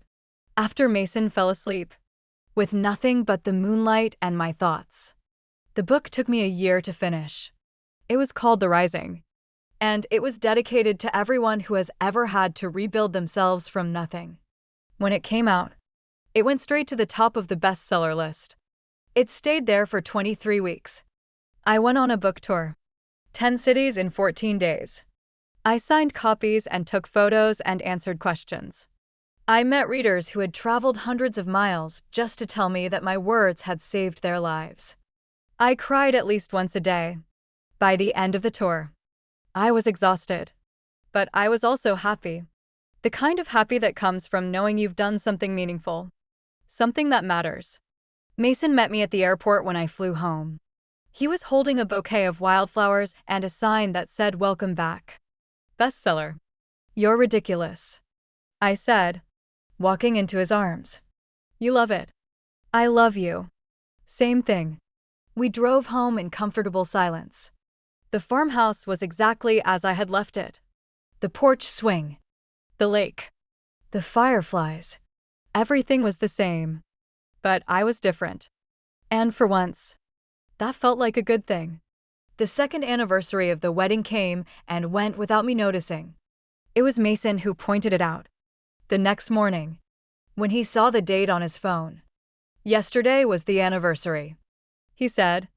I looked up from my coffee. What? The wedding. The disaster. It was yesterday. I checked my phone. He was right.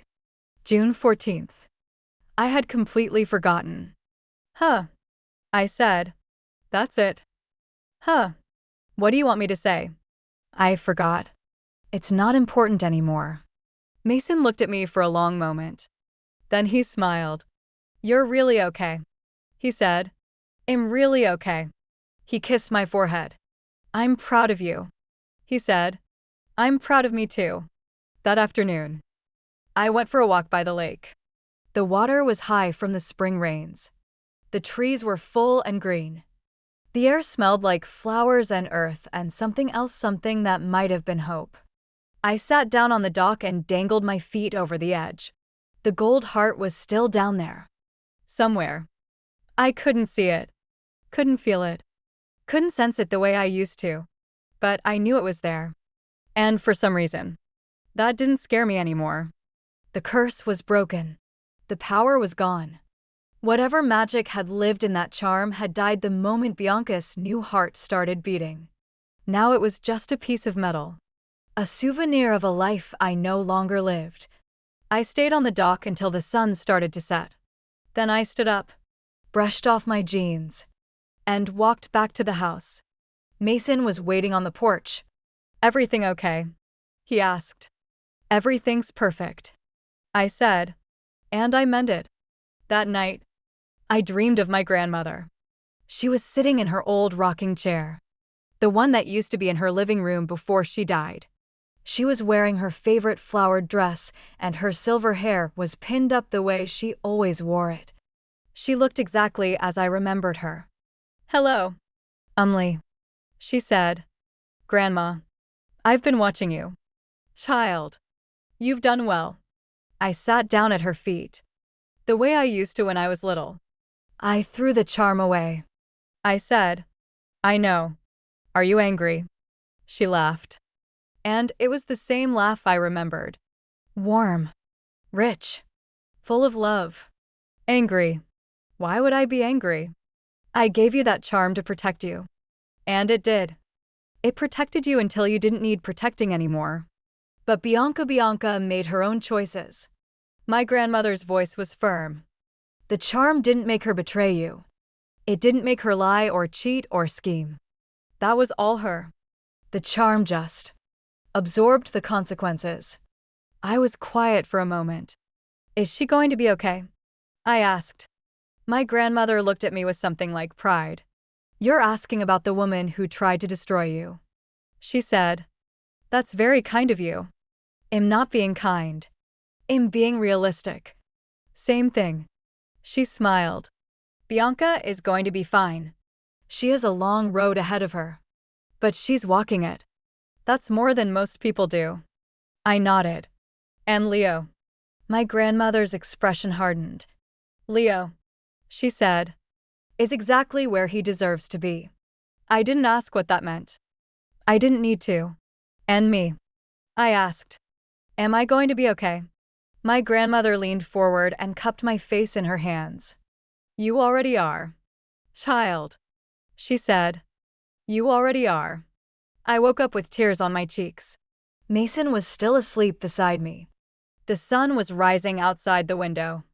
And for the first time in 2 years, I felt like I had finally come home. 3 years after the wedding, Mason and I started the process of becoming foster parents. It wasn't an easy decision. We talked about it for months.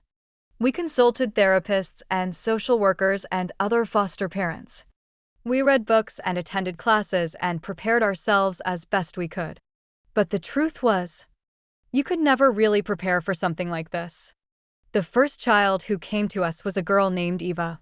She was 7 years old, with dark eyes and a quiet voice and a history that made me want to cry every time I thought about it. She had been removed from her parents' home after something happened that I won't describe here. She had been in 3 different foster homes before she came to us. She didn't trust anyone. And I understood that. I understood it better than most. The first few weeks were hard. Eva didn't talk. Didn't eat much. Didn't sleep through the night. She flinched whenever someone raised their voice.